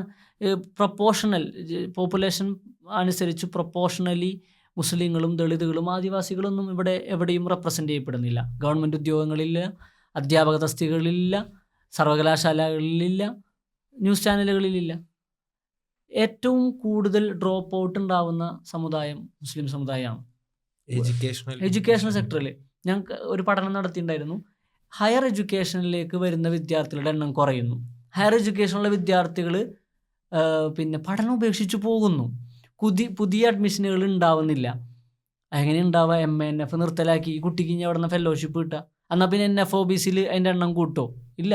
ഇതിനൊക്കെ പറയുന്ന കാരണങ്ങൾ എന്ന് പറഞ്ഞാൽ വളരെ മണ്ടത്തരങ്ങളാണ്. ഞാൻ അതിലേക്ക് കിടക്കുന്നില്ല. അതായത് ഓവർലാപ്പിംഗ് ഉണ്ടാകുന്നു. ഓവർലാപ്പിംഗ് ഒക്കെ ഇല്ലാണ്ടാക്കാൻ സർക്കാർ വിചാരിച്ചാൽ നടക്കാൻ പറ്റുമോ?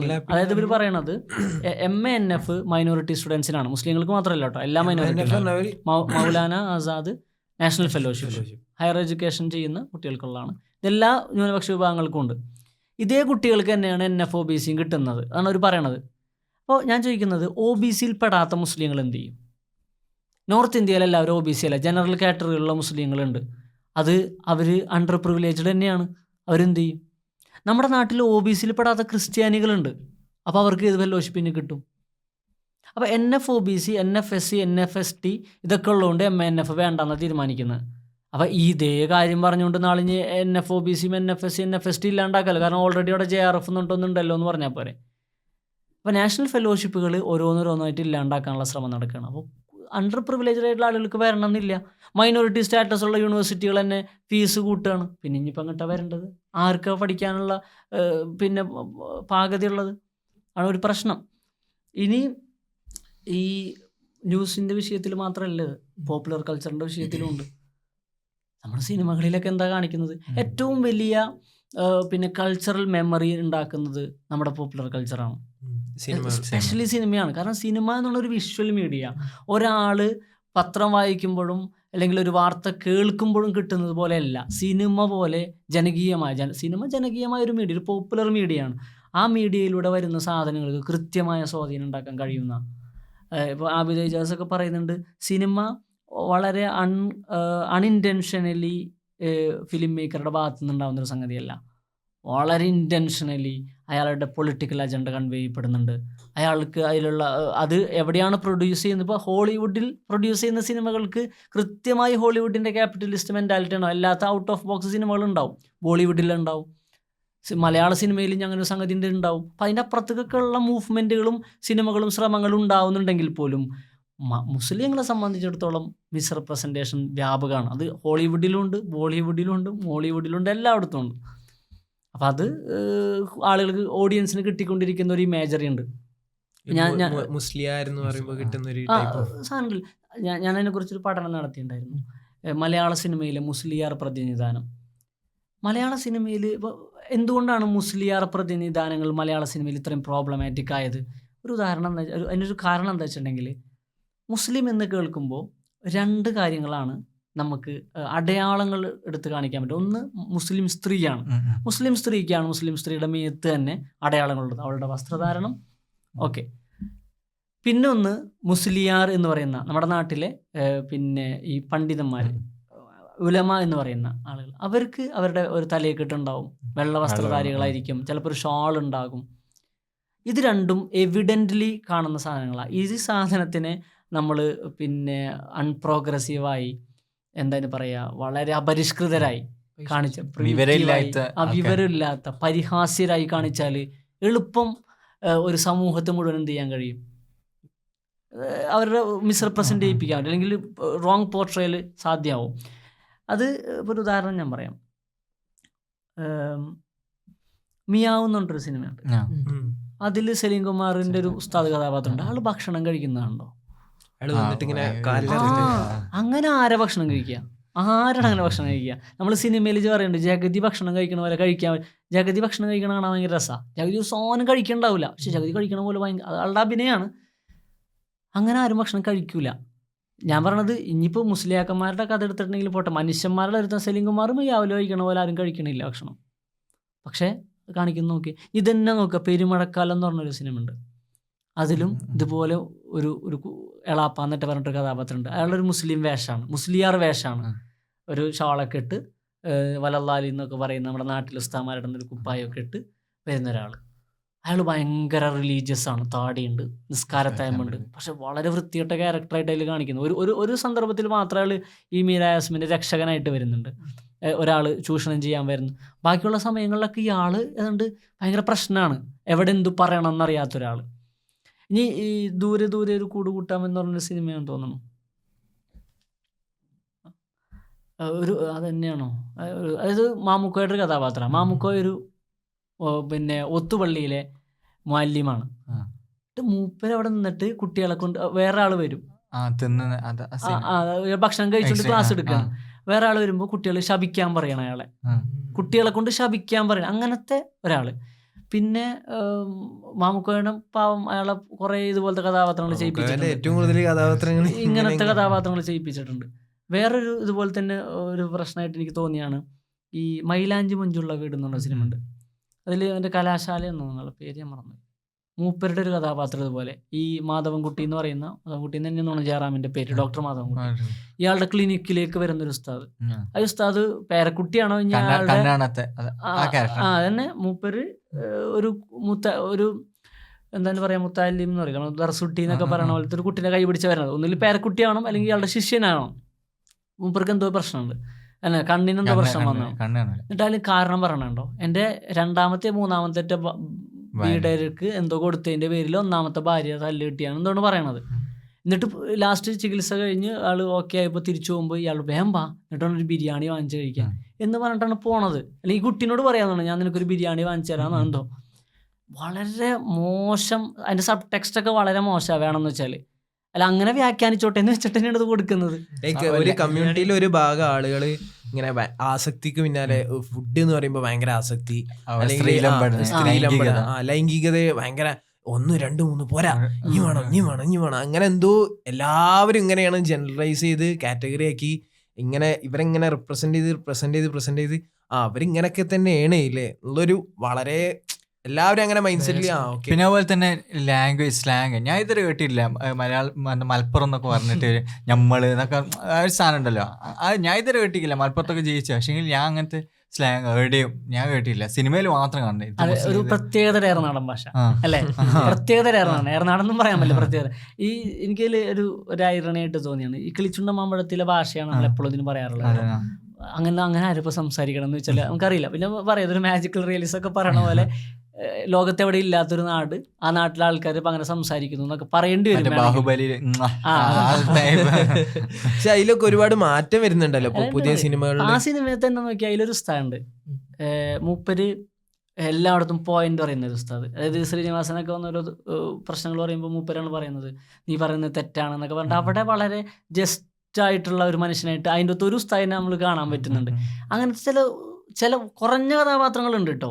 ഇപ്പോൾ ദൈവനാമത്തിൽ എന്ന് പറഞ്ഞ സിനിമ ഉണ്ടല്ലോ, അതിൽ ഭാവനയുടെ വല്യപ്പ ഈ പിഞ്ഞാണത്തിലൊക്കെ എഴുതി ചികിത്സിക്കുന്ന ആളാണ്. ആൾ വളരെ മോഡറേറ്റ് ആയിട്ട് കാണിച്ചാണ്. പക്ഷെ അപ്പോഴും ആര്യാടൻ ഷൗക്കത്തിന് ഒരു തെറ്റ് പറ്റുന്ന വെച്ചിട്ടുണ്ടെങ്കിൽ അതിലെ ഉൽപ്പതിഷ്ണുക്കളായിട്ട് കാണിക്കുന്ന ആളുകളുടെയും വേഷം എന്താണ്, അവർ പള്ളിയിൽ ഇരുന്ന് സംഘടിക്കുകയാണ്. ഭാവനയുടെ എഴുത്തുകൾക്കെതിരെ നമുക്കത് പ്രശ്നമാക്കണം എന്നുള്ള പറയുന്നുണ്ട്. അലീഗഡിനെ മോശമായി കാണിക്കുന്നുണ്ട്. അങ്ങനെയുള്ള ഈ റെപ്രസെൻറ്റേഷൻ നമ്മളെപ്പോഴും ശ്രദ്ധിക്കേണ്ട ഒരു കാര്യമുണ്ട്. അതിപ്പോൾ കഴിഞ്ഞ ദിവസം ആര് പറയുന്നത് കേട്ടു, സ്ലം ഡോഗ് മില്ലിയനർ ഒരു പ്രൊപ്പഗണ്ട പടമാണ്. കാരണം അതിൽ ഹിന്ദു കഥാപാത്രങ്ങളെല്ലാം ക്രൂരരാണ്. അങ്ങനെയുള്ള ആശങ്കകൾ അപ്പുറത്തുള്ളവർക്കും ഉണ്ടാവും. ഞാൻ അപ്പുറം ഇപ്പുറം എന്ന് പറയല്ല, ഞാൻ പറയണത് ഹിന്ദുക്കൾക്ക് ചിലപ്പോൾ ഉണ്ടാവും ഒരു അണ്ടർ റെപ്രസെൻറ്റഡ് ആണ് അല്ലെങ്കിൽ മിസ്റെപ്രസെൻറ്റഡ് ആണെന്നുണ്ടാവും. ഞാൻ ഏറ്റവും കൂടുതൽ അപരവൽക്കരിക്കപ്പെടുന്നൊരു സമൂഹം മുസ്ലിങ്ങളാണെന്നുള്ളതുകൊണ്ട് നമ്മുടെ സിനിമകളിൽ വെളിച്ചപ്പാടിനെ കാണിച്ചിരിക്കുന്നത് ശരിയായിട്ടല്ല. പല വെളിച്ചപ്പാടുകളും പലപ്പോഴും പള്ളിയിലച്ചന്മാരെ കാണിച്ചിരിക്കുന്നത് ഇല്ല. പക്ഷേ ഏറ്റവും കൂടുതൽ അപരവൽക്കരിക്കപ്പെടുകയും അതറൈസ് ചെയ്യപ്പെടുകയും ചെയ്യുന്നൊരു കമ്മ്യൂണിറ്റിയാണല്ലോ മുസ്ലിങ്ങൾ. അപ്പോൾ മുസ്ലിങ്ങളുടെ എവിഡൻ്റലി കാണുന്ന വേഷവിധാനങ്ങൾ ഇവരെന്ത് ചെയ്യണം, ഇതുപോലെ ഡെമോണൈസ് ചെയ്യണം. അപ്പം അതിൽ നോക്കിയാൽ മതി, ശ്രദ്ധിച്ചിട്ടുണ്ടോയെന്നറിയില്ല, മലയാളത്തിൽ ഏറ്റവും പ്രോബ്ലമാറ്റിക് ആയിട്ടുള്ള ഒരു ഈ Muslim villain Hindu upper caste hero എന്നുള്ളൊരു ഇക്വേഷൻ കുറേ കാലത്തുണ്ടായിരുന്നു. അത് ഏറ്റവും കൂടുതൽ ആഘോഷിക്കപ്പെട്ട സിനിമയാണ് ധ്രുവം, മമ്മൂട്ടിയുടെ ധ്രുവം. മന്നാടിയാർ, അതിൽ മന്നാടിയാർ ക്ഷത്രിയനാണ്. മന്നാടിയാർ ആ നാട്ടിലെ രാജാവാണ്. അയാൾ ജനാധിപത്യത്തിനും ഇന്ത്യൻ നിയമത്തിന്റെ അപ്പുറത്ത് നിൽക്കുന്ന നിയമം അയാളുടെ കീഴിലാണ്. അയാൾക്ക് എക്സ്ട്രാ ജുഡീഷ്യൽ എക്സിക്യൂഷൻ വേണോ, അതിന് നിയമം അവിടെ സന്നദ്ധമാണ് എന്നൊക്കെ പറയുന്നുണ്ട്. ഇവിടെ അതേ ആ അച്ഛന് ഘടകവിരുദ്ധമായിട്ട് സംഭവിച്ചൊരു സിനിമയുണ്ട് മലയാളത്തിൽ, മോഹൻലാലിൻ്റെ പ്രജ. നിങ്ങൾ ശ്രദ്ധിച്ചിട്ടുണ്ട് അതിൽ? പക്ഷേ ആൾ അണ്ടർവേൾഡൊക്കെയാണ്, പക്ഷെ ആൾ പ്രാക്ടീസിങ് മുസ്ലിം ഒന്നല്ല. പക്ഷെ അതിൻ്റെ അകത്ത് വില്ലന്മാർ മുഴുവൻ നേരത്തെ പറഞ്ഞ പോലെ നീണ്ട കുറി തൊടുന്ന ആളുകൾ. അതുപോലെ തന്നെ അതിലൊരു ബാബാ സാഹബ് ഉണ്ട്, നമ്മുടെ അനുപം ഖേർ അവതരിപ്പിച്ച കഥാപാത്രം. അത് വളരെ മിസ്റ്റിക്കായ ഒരു സൂഫിസ്റ്റിക് ആയിട്ടുള്ള കഥാപാത്രമായിട്ട് അങ്ങനെ കുറഞ്ഞ സംഗതികളുണ്ട് അന്ന്. അതൊന്നും പക്ഷേ എനിക്ക് ഓവർലാപ്പ് ചെയ്യുന്ന ബ്ലോക്ക് ബസ്റ്റർ സിനിമകൾ, ധ്രുവം, FIR എന്ത് പ്രശ്നമാണ് അവിടെ. ഈ നമ്മുടെ വില്ലൻ ഉണ്ടല്ലോ, അല്ല പേരെന്താണ് ഇത്, FIR വില്ലൻ, മലയാളത്തിലെ ഏറ്റവും നല്ല BGM കിട്ടിയ വില്ലനാണ് അയാൾ വളരെ സോഫിസ്റ്റിക്കേറ്റഡ് ആയിട്ടുള്ള ഒരു ഹിന്ദു ക്യാരക്ടറാണ്. അയാളെ പക്ഷേ മുഹമ്മദ് സർക്കാർ എന്ന് പറയുന്ന പ്രാക്ടീസിങ് ഒന്നും അല്ലാത്ത, എന്നാൽ പ്രാക്ടീസിങ് അല്ലാതിരിക്കുക എന്നുള്ളതാണ് പുരോഗമനം. അങ്ങനെയുള്ള I am an Indian Muslim, I am a Hindu Muslim എന്നൊക്കെയാണുള്ള ഡയലോഗ് പറയുന്നത്. എൻ്റെ ആര് കണ്ടവൻ്റെ നെഞ്ചത്ത് ബോംബ് പൊട്ടിക്കുന്ന മുസ്ലിം അല്ല, അങ്ങനെയൊക്കെ പറഞ്ഞിട്ട് എന്ത് പ്രോബ്ലമാറ്റിക് ആയ സാധനം. ഞാൻ ആലോചിച്ചിരുന്നു, നമ്മളിതിപ്പോൾ ചെറുപ്പത്തിലെ കണ്ടിട്ട് FIR കണ്ടിട്ട് എനിക്ക് പോലീസ് ആവണമെന്നല്ലേ വിചാരിച്ചിരുന്നത്. അതൊക്കെ ഏഷ്യൻ മൂവീസ് ഒക്കെ തുറന്ന് തന്നെ കാണാം, ആ ഒരു മൂഡായിരുന്നു. ഒരു ഉപകാരം ഇല്ലാണ്ട് ഇപ്പൊ 6-ാം തമ്പുരാനിൽ പറയുന്നുണ്ടല്ലോ, ഇതിപ്പോ എങ്ങനെ പൊളിക്കണം എന്ന് ഞാൻ ആലോചിച്ചോണ്ടിരിക്കുന്നത്. തമ്പുരാനെ ബോംബ് വെച്ച് തകർത്താലോ എന്നുണ്ടേ, അതാകുമ്പോ മലപ്പുറത്തും കിട്ടി. എന്തിനാ അത് പറയണത്? ഒരാവശ്യവും ഇല്ല അവിടെ, ഒരാവശ്യവും ഇല്ല. അപ്പൊ അങ്ങനെയാണ് ഈ സാധനത്തിനെ കൊണ്ടുവരുന്നത്. അതേസമയം കുറച്ച് നിങ്ങൾ നേരത്തെ പറഞ്ഞ പോലെ ചില റെപ്രസെൻറ്റേഷനുകൾ ഇപ്പം ഞാൻ പഠനത്തിൻ്റെ ഭാഗമായിട്ട് നോക്കിയ സമയത്ത് എനിക്ക് ശ്രദ്ധയിൽപ്പെട്ട 1-2 കാര്യങ്ങൾ. ഇപ്പോൾ ഒന്ന്, സുഡാനി ഫ്രം നൈജീരിയയിൽ ഒരു ഉസ്താദ് കഥാപാത്രം കാണാം, അല്ലെങ്കിൽ റസുട്ടികളെ കാണാം. ഇത് വളരെ ട്രഡീഷണലായ അവരുടെ ഒരു രീതിയിൽ വരുന്നു. അവർ പിന്നെ മരിച്ചതിന് ശേഷമുള്ള പ്രാർത്ഥനകൾ നടത്തുന്നു. യാത്രയെ പിന്നൊരു പ്രാർത്ഥന, 7-ൻ്റെ അന്ന് യാസീൻ ഓതി ദുആ ചെയ്യുന്നു. ഇത് ഇങ്ങനൊരു ആർക്കൊരു ഉപദ്രവം ചെയ്യാണ്ട് എല്ലാവരെയും സ്നേഹിക്കുന്ന ഒരു മുസ്ലിം ഒരു പാപ്പ അല്ലെങ്കിൽ ഉസ്താദ് നാട്ടിൽ ഇമാമ് അങ്ങനെ ഉണ്ട് എന്നുള്ളൊരു സാധനം മലയാളികൾ കാണണ്ടേ, കാണിച്ചു കൊടുക്കുക. ഗായിബായിട്ടുള്ള അപ്പുറത്ത് മരിച്ച ഒരാൾക്ക് വേണ്ടിയിട്ട് അതെ മേഡം, പ്രാർത്ഥന എടുത്ത് പ്രാർത്ഥന നടത്തുകയാണ്, അതും ഒരു ക്രിസ്ത്യാനിക്ക് വേണ്ടിയിട്ടാണ്. അപ്പോൾ അങ്ങനെ ഒരു സംഗതി ഉണ്ട് എന്ന് പറയാണ്. എനിക്ക് ഏറ്റവും പക്ഷെ അതിനേക്കാൾ മലയാള സിനിമയിലെ ഏറ്റവും നല്ലൊരു ഉസ്താദ് കഥാപാത്രമായിട്ട് എനിക്ക് തോന്നിയത് സുലൈഖ മൻസിലിലെ ആ ഉസ്താദാണ്. പിന്നെ കല്യാണത്തിന് നിക്കാഹിന്റെ വേളയിൽ ഇക്കാനോട് ചോദിക്കുന്നത്, നീ ഓളോട് സമ്മതം ചോദിച്ചോ എന്ന് ചോദിക്കുന്നുണ്ട്.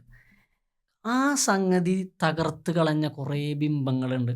ഒന്ന് ഉസ്താദുമാരെ കുറിച്ചിട്ടുള്ള സംഗതി, മുസ്ലിം മെയിലിനെ കുറിച്ചിട്ടുള്ള കുറേ സംഗതികൾ, പാട്രിയാർക്കലാണ്. പിന്നെ ഞാൻ പുരോഗമനവാദികളുടെ പാട്രിയാർക്കൽ ഡെഫിനിഷൻ എങ്ങനെയാണ്, അതിൻ്റെ ഉള്ളിൽ തന്നെ നിൽക്കണോ വേണ്ടേ എന്നുള്ള ചർച്ചയൊക്കെ വേറെ കേട്ടോ, ഞാൻ പറഞ്ഞതൊന്നുമല്ല. പക്ഷേ ഈ ആക്രമിച്ചുകൊണ്ടിരിക്കുമ്പോൾ എപ്പോഴും സ്ത്രീകളുടെ വൈവാഹികവുമായി ബന്ധപ്പെട്ടൊക്കെയാണ് ഇസ്ലാം ഏറ്റവും കൂടുതൽ ആക്രമിക്കപ്പെടുന്നത്, മുസ്ലിങ്ങൾ ഏറ്റവും കൂടുതൽ പ്രശ്നവൽക്കരിക്കപ്പെടുന്നത്. ആ സാധനത്തെയൊക്കെ തകർത്തുകൊണ്ടാണ് ഈ ചോദ്യം വരുന്നത്. നീ അനിയത്തിയോട് ചോദിച്ചോ സമ്മതം എന്ന് ചോദിക്കുന്നത്. എന്നിട്ട് ഉറക്കെ ചോദിക്കണം കേട്ടോ, ആൾക്കാർ കേൾക്കലെ ചോദിക്കുമെന്ന് പറഞ്ഞിട്ട് പിന്നെ അവിടുത്തെ BGM സാധനങ്ങളൊക്കെ ഇടും. അപ്പോൾ അത് ഭയങ്കരമായ ആളുകളിലേക്ക് കൺവേ ചെയ്യുന്നുണ്ട്. ഇങ്ങനെയാണ് ഒന്നും പറഞ്ഞില്ലെങ്കിലും പലതും പറഞ്ഞു വെക്കുന്നുണ്ട്. അതുപോലെ ആദാമിൻ്റെ മകനെ പോലെ ഒരു ഉസ്താദുണ്ട്. ആദാമിൻ്റെ മകനെ പോലെ ഒരു ഉസ്താദ് എനിക്ക് ഏറ്റവും രസമാണ്. ആദാമിൻ്റെ മകൻ്റെ അബു നമ്മുടെ നാട്ടിലെ പ്രത്യേകിച്ച് മലബാറിലെ കുറേ സാധനങ്ങൾ പറഞ്ഞിട്ടുണ്ട്. ഈ ഉസ്താദ് മരിക്കുന്നുണ്ട്, ഉസ്താദ് ഒരു വലിയാണ്. ഉസ്താദ് വഫാത്തായിട്ട് കാണിക്കുന്നത് മേലെ അങ്ങാടിക്കാരും താഴത്തെ അങ്ങാടിക്കാരും തമ്മിൽ മയ്യത്തിന് വേണ്ടി തല്ലുകൂടണമെന്ന് പറഞ്ഞിട്ട് നമ്മുടെ നാട്ടിൽ ഈ സുന്നികളുടെ ഇടയിലുള്ള തർക്കമൊക്കെയാണ് അതിലെ കാണിക്കുന്നത്. അതിൽ സുരാജ് വെഞ്ഞാറമൂടിൻ്റെ ഹൈദർ എന്ന് പറഞ്ഞൊരു കഥാപാത്രം മൂപ്പര് പറയുന്നുണ്ടല്ലോ, പിന്നെ നമ്മുടെ നാട്ടിലെ ബാലൻസ് ഒരു പദം പറയുന്നുണ്ട്. അതായത് ഈ ഇസ്തിഗാസ തവസ്സുല് എന്നൊക്കെ പറയുന്ന സാധനങ്ങളെയൊക്കെ വളരെ മനോഹരമായി മലയാളിക്ക് അവതരിപ്പിച്ചു. മലയാളിയുടെ മുസ്ലിമിൻ്റെ വ്യവഹാര ഭാഷയിൽ ജീവിത ഭാഷയിൽ ഇങ്ങനത്തെ സാധനങ്ങളൊക്കെ ഉണ്ടെന്നൊന്നും മലയാള സിനിമ ഇത്ര വർഷം കഴിഞ്ഞിട്ടും പറഞ്ഞിട്ടില്ല. എന്നിട്ട് ലാസ്റ്റ് ഇയാൾ യാത്ര പറയാൻ വേണ്ടി അബു ചെല്ലുകയാണ്. അബു ഉസ്താദ് എന്നും ചെന്നിരിക്കുന്ന ആ വയലിൻ്റെ അവിടെ ചെല്ലുന്നിട്ട് ഉസ്താദേ ഞാൻ ഹജ്ജിന് പോകാൻ വേണ്ടിയിട്ട് യാത്ര പറയാൻ വന്നാണെന്ന് പറയുമ്പോൾ ഒരു ലൈറ്റ് മ്യൂസിക്കിൽ വളരെ പിന്നെ എന്താ പറയുക മാജിക്കൽ റിയലിസം എന്നൊക്കെ പറയുന്ന പോലത്തെ ഒരു കാറ്റ് വരികയാണ്. ആ കാറ്റ് പ്രതിനിധാനം ചെയ്യുന്ന ഒരു അടക്കം, ഒരു സമാധാനം ഉണ്ടല്ലോ, അതാണ് സത്യത്തിൽ മലയാളി അല്ലെങ്കിൽ ഒരു സാധാരണ മുസ്ലിമിൻ്റെ ജീവിതം എന്ന് പറയുന്നത്. പക്ഷെ അതൊന്നും അങ്ങനത്തെ ശ്രമങ്ങൾ കൂടുതൽ ഉണ്ടാവണം എന്നുള്ളതാണ്. ഇതുമായി റിലേറ്റ് ചെയ്താണോ നിങ്ങളുടെ PhD തീസിസ് നടന്നത്? എൻ്റെ PhD എന്ന് പറയുന്നത് പിന്നെ റിലീജിയസ് മീഡിയേഷനാണ് വരുന്നത്. അതായത് എങ്ങനെയാണ് കേരളത്തിലെ മലബാറിലെ സുന്നി മുസ്ലിങ്ങളുടെ പിന്നെ വിഷ്വൽ മീഡിയ കൾച്ചർ രൂപപ്പെട്ടത് എന്നുള്ളതാണ്.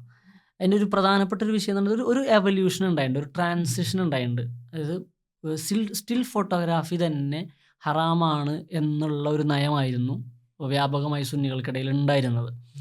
അപ്പോൾ അതിൻ്റേതായ ഫിഖ്ഹി വിഷയങ്ങളൊക്കെ ഉണ്ട്. നമ്മുടെ ഒരു മെത്തഡോളജി എന്ന് പറയുന്നത്, ഇപ്പോൾ ഞാൻ ഇതിനൊക്കെയാണ് എൻ്റെ തിയററ്റിക്കൽ ഫ്രെയിം വർക്ക് എന്ന് പറയുന്നത് റിലീജിയസ് മീഡിയേഷൻ, മോഡേൺ ടെക്നോളജീസ്, അതുപോലെ തന്നെ പിന്നെ റിലീജിയസ് ജൂറിസ്പ്രുഡൻസ് എങ്ങനെയാണ് വർക്ക് ചെയ്തെന്നുള്ളതാണ്. നമുക്ക് മനസ്സിലാവണ ആശയം ഇങ്ങനെ പറയാം. അത് ഞാൻ വിശദീകരിക്കുക. അതായത് പിന്നെ ദിലീപ് മേനോൻ പറയുന്നുണ്ട്, നമ്മൾ മോഡേണിറ്റിയെ മനസ്സിലാക്കേണ്ടത് അമേരിക്കൻ സെൻറ്റേർഡ് ആയിട്ടുള്ള യൂറോ സെൻറ്റേർഡ് ആയിട്ടുള്ള ഒരു ടേമായിട്ടാണ്. ആ ടേമിനെ നമ്മൾ പിന്നെ ഈ മുസ്ലിങ്ങൾ, സൗത്ത് ഏഷ്യൻ കമ്മ്യൂണിറ്റികൾ അല്ലെങ്കിൽ പൗരസ്ത്യ ദേശങ്ങളിലുള്ള ആളുകൾ ഇവരുടെ ഇടയിലേക്ക് ചേർത്ത് വെച്ചിട്ട് ഇവർ മോഡേൺ ആണോ അല്ലെങ്കിൽ ഇവർ പ്രോഗ്രസീവ് ആണോ എന്നുള്ള ചോദ്യത്തിന് പ്രസക്തിയില്ല. അതായത് അവർക്ക് അവരുടേതായ ജീവിത രീതികളുണ്ട്. പ്രത്യേകിച്ച് ഇപ്പോൾ നമ്മുടെ നാട്ടിൽ വന്നിട്ടുള്ള ഒരുവിധം മോഡേൺ ടെക്നോളജീസും കൊളോണിയൽ മോഡേണിറ്റിയുടെ ഭാഗമായി വന്നതാണ്.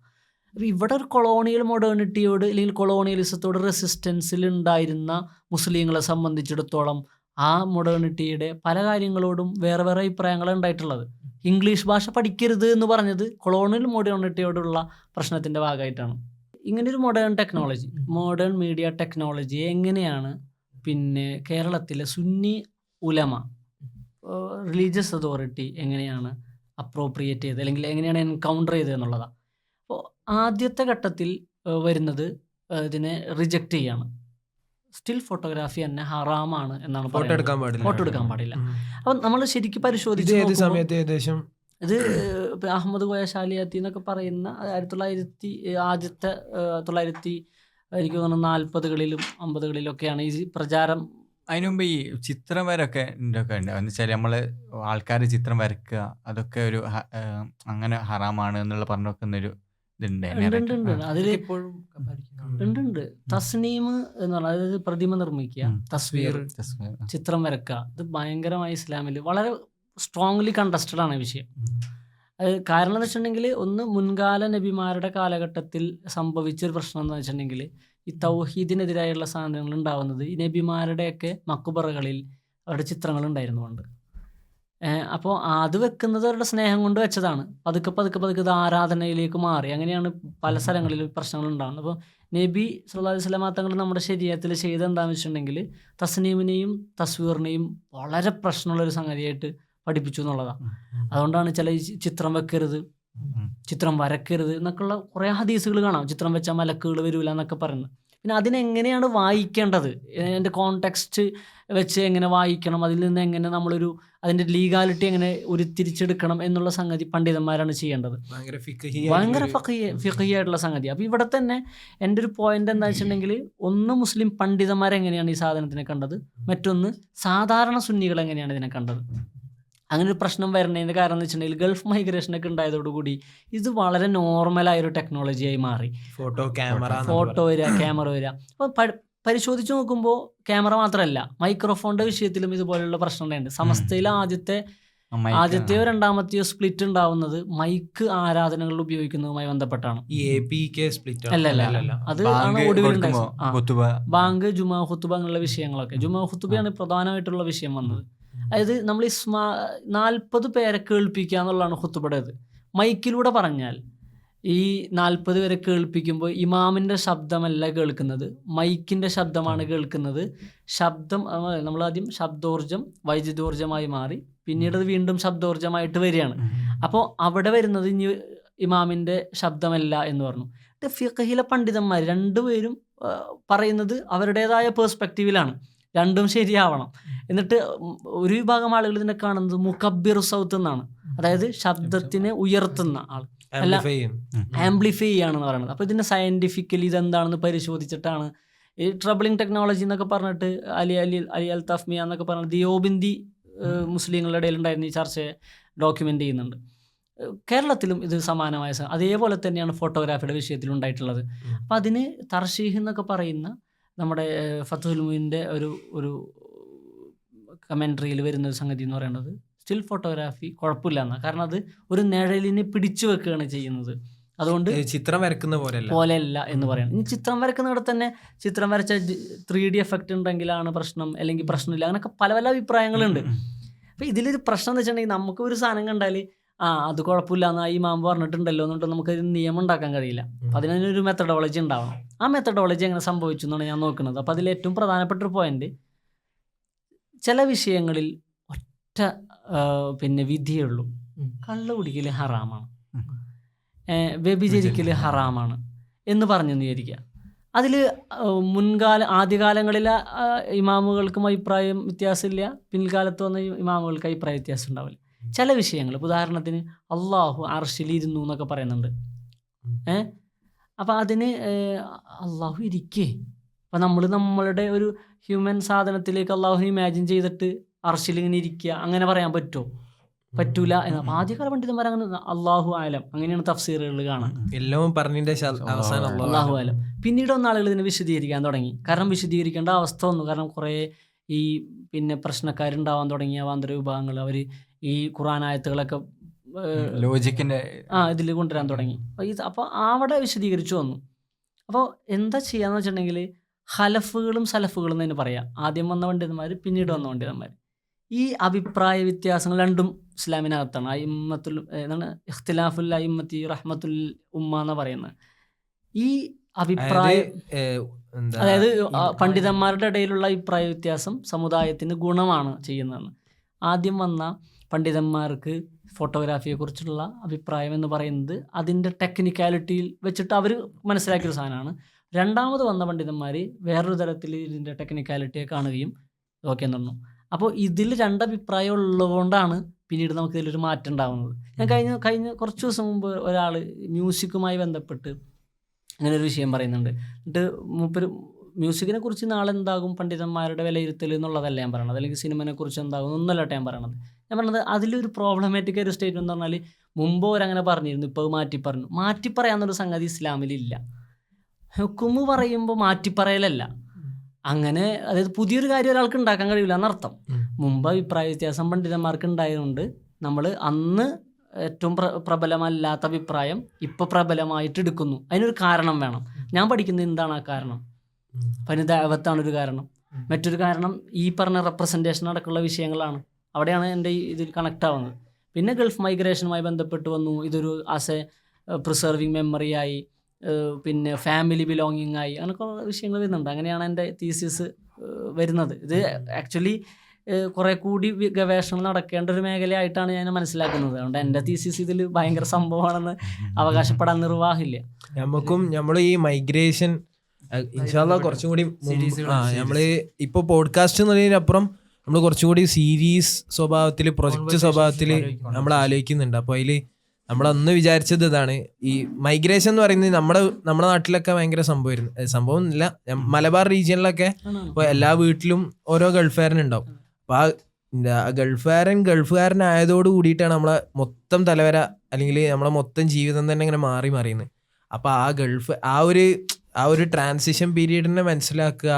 അതുമായി ബന്ധപ്പെട്ട കഥകൾ ഒരുപാടുണ്ട്, ലാഞ്ചി പോയ കഥകളും. അതങ്ങനെ നമ്മളെ സ്വാധീനിച്ചിട്ടുണ്ട്. നമ്മളെ വസ്ത്രത്തില്, നമ്മളെ ഭക്ഷണത്തില്, നമ്മളെ ജീവിത ശൈലിയൊക്കെ ഇത് ബാധിച്ചിട്ടുമുണ്ട് ഈ മൈഗ്രേഷൻ. നമ്മൾ ചോദിക്കണം വിചാരിച്ച വേറൊരു സാധനം, വായനകൾ, അതായത് നിങ്ങളെ എഴുത്തുകൾ. ഇപ്പൊ ഞാനൊരു സൈറ്റ് ചെക്ക് ചെയ്തപ്പോൾ അതിലൊരു 70ഓളം ആർട്ടിക്കിൾ ഉണ്ട് നിങ്ങൾ എഴുതിയത്. സിറാജിലാൻ തോന്നുന്നുണ്ട്, സിറാജിലാണ് എഴുതി. ഒരു 70ഓളം ആർട്ടിക്കിളുകളുണ്ട്. അതേപോലെ പുസ്തകങ്ങൾ എഴുതിയിട്ടുണ്ട്, അതേപോലെ പേപ്പറുകൾ സബ്മിറ്റ് ചെയ്തിട്ടുണ്ട്. അപ്പൊ ആ ഒരു ഏതൊക്കെയാണ് വായനകളുടെ ലോകങ്ങൾ ഇപ്പൊ വായിക്കാറുണ്ടോ? എന്തൊക്കെയാണ് വായന? എല്ലാ കാലത്തും ഉണ്ട്. പിന്നെ വായന കുറഞ്ഞാലൊരു പ്രശ്നം എന്താ അറിയോ? നമുക്ക് സംസാരിക്കാനുള്ള ധൈര്യം നഷ്ടപ്പെടും. കുറച്ചു കാലം നമ്മൾ ഈ പ്രൊജക്റ്റുമായി ബന്ധപ്പെട്ട്, റിസർച്ചുമായി ബന്ധപ്പെട്ട് അതിൽ തന്നെയുള്ള ലിറ്ററേച്ചറുമായിട്ട് എൻഗേജ് ചെയ്തിട്ട് നമ്മളുടെ ഒരു ഇഷ്ടപ്പെട്ട വായന ഇല്ലാണ്ടാവും.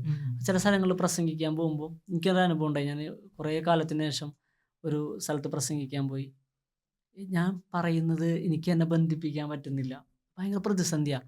വായന കൊണ്ട് എന്ത് ഉപകാരം എന്ന് വെച്ചാൽ, ഉപകാരപ്പെടുന്ന വായന എൻ്റെ ഒരു കണ്ടെത്തലാണ്. നമ്മൾ ഈ നിസ്കരിക്കുമ്പോൾ പറയില്ല ഇസ്മാഉൻ നഫ്സ് വേണം എന്ന് പറയില്ല. അതായത് അപ്പുറത്ത് നിൽക്കുന്ന ആൾക്ക് പ്രശ്നം ഉണ്ടാകാൻ പാടില്ല, ആൾ കേൾക്കാൻ പാടില്ല, പക്ഷെ നമ്മൾ ശരീരം കേൾക്കണം എന്ന് പറയില്ല. അങ്ങനെ വായിക്കണം. ഞാൻ ആൾക്കാരോട് പറയാറുണ്ട്, എല്ലാവരോടും.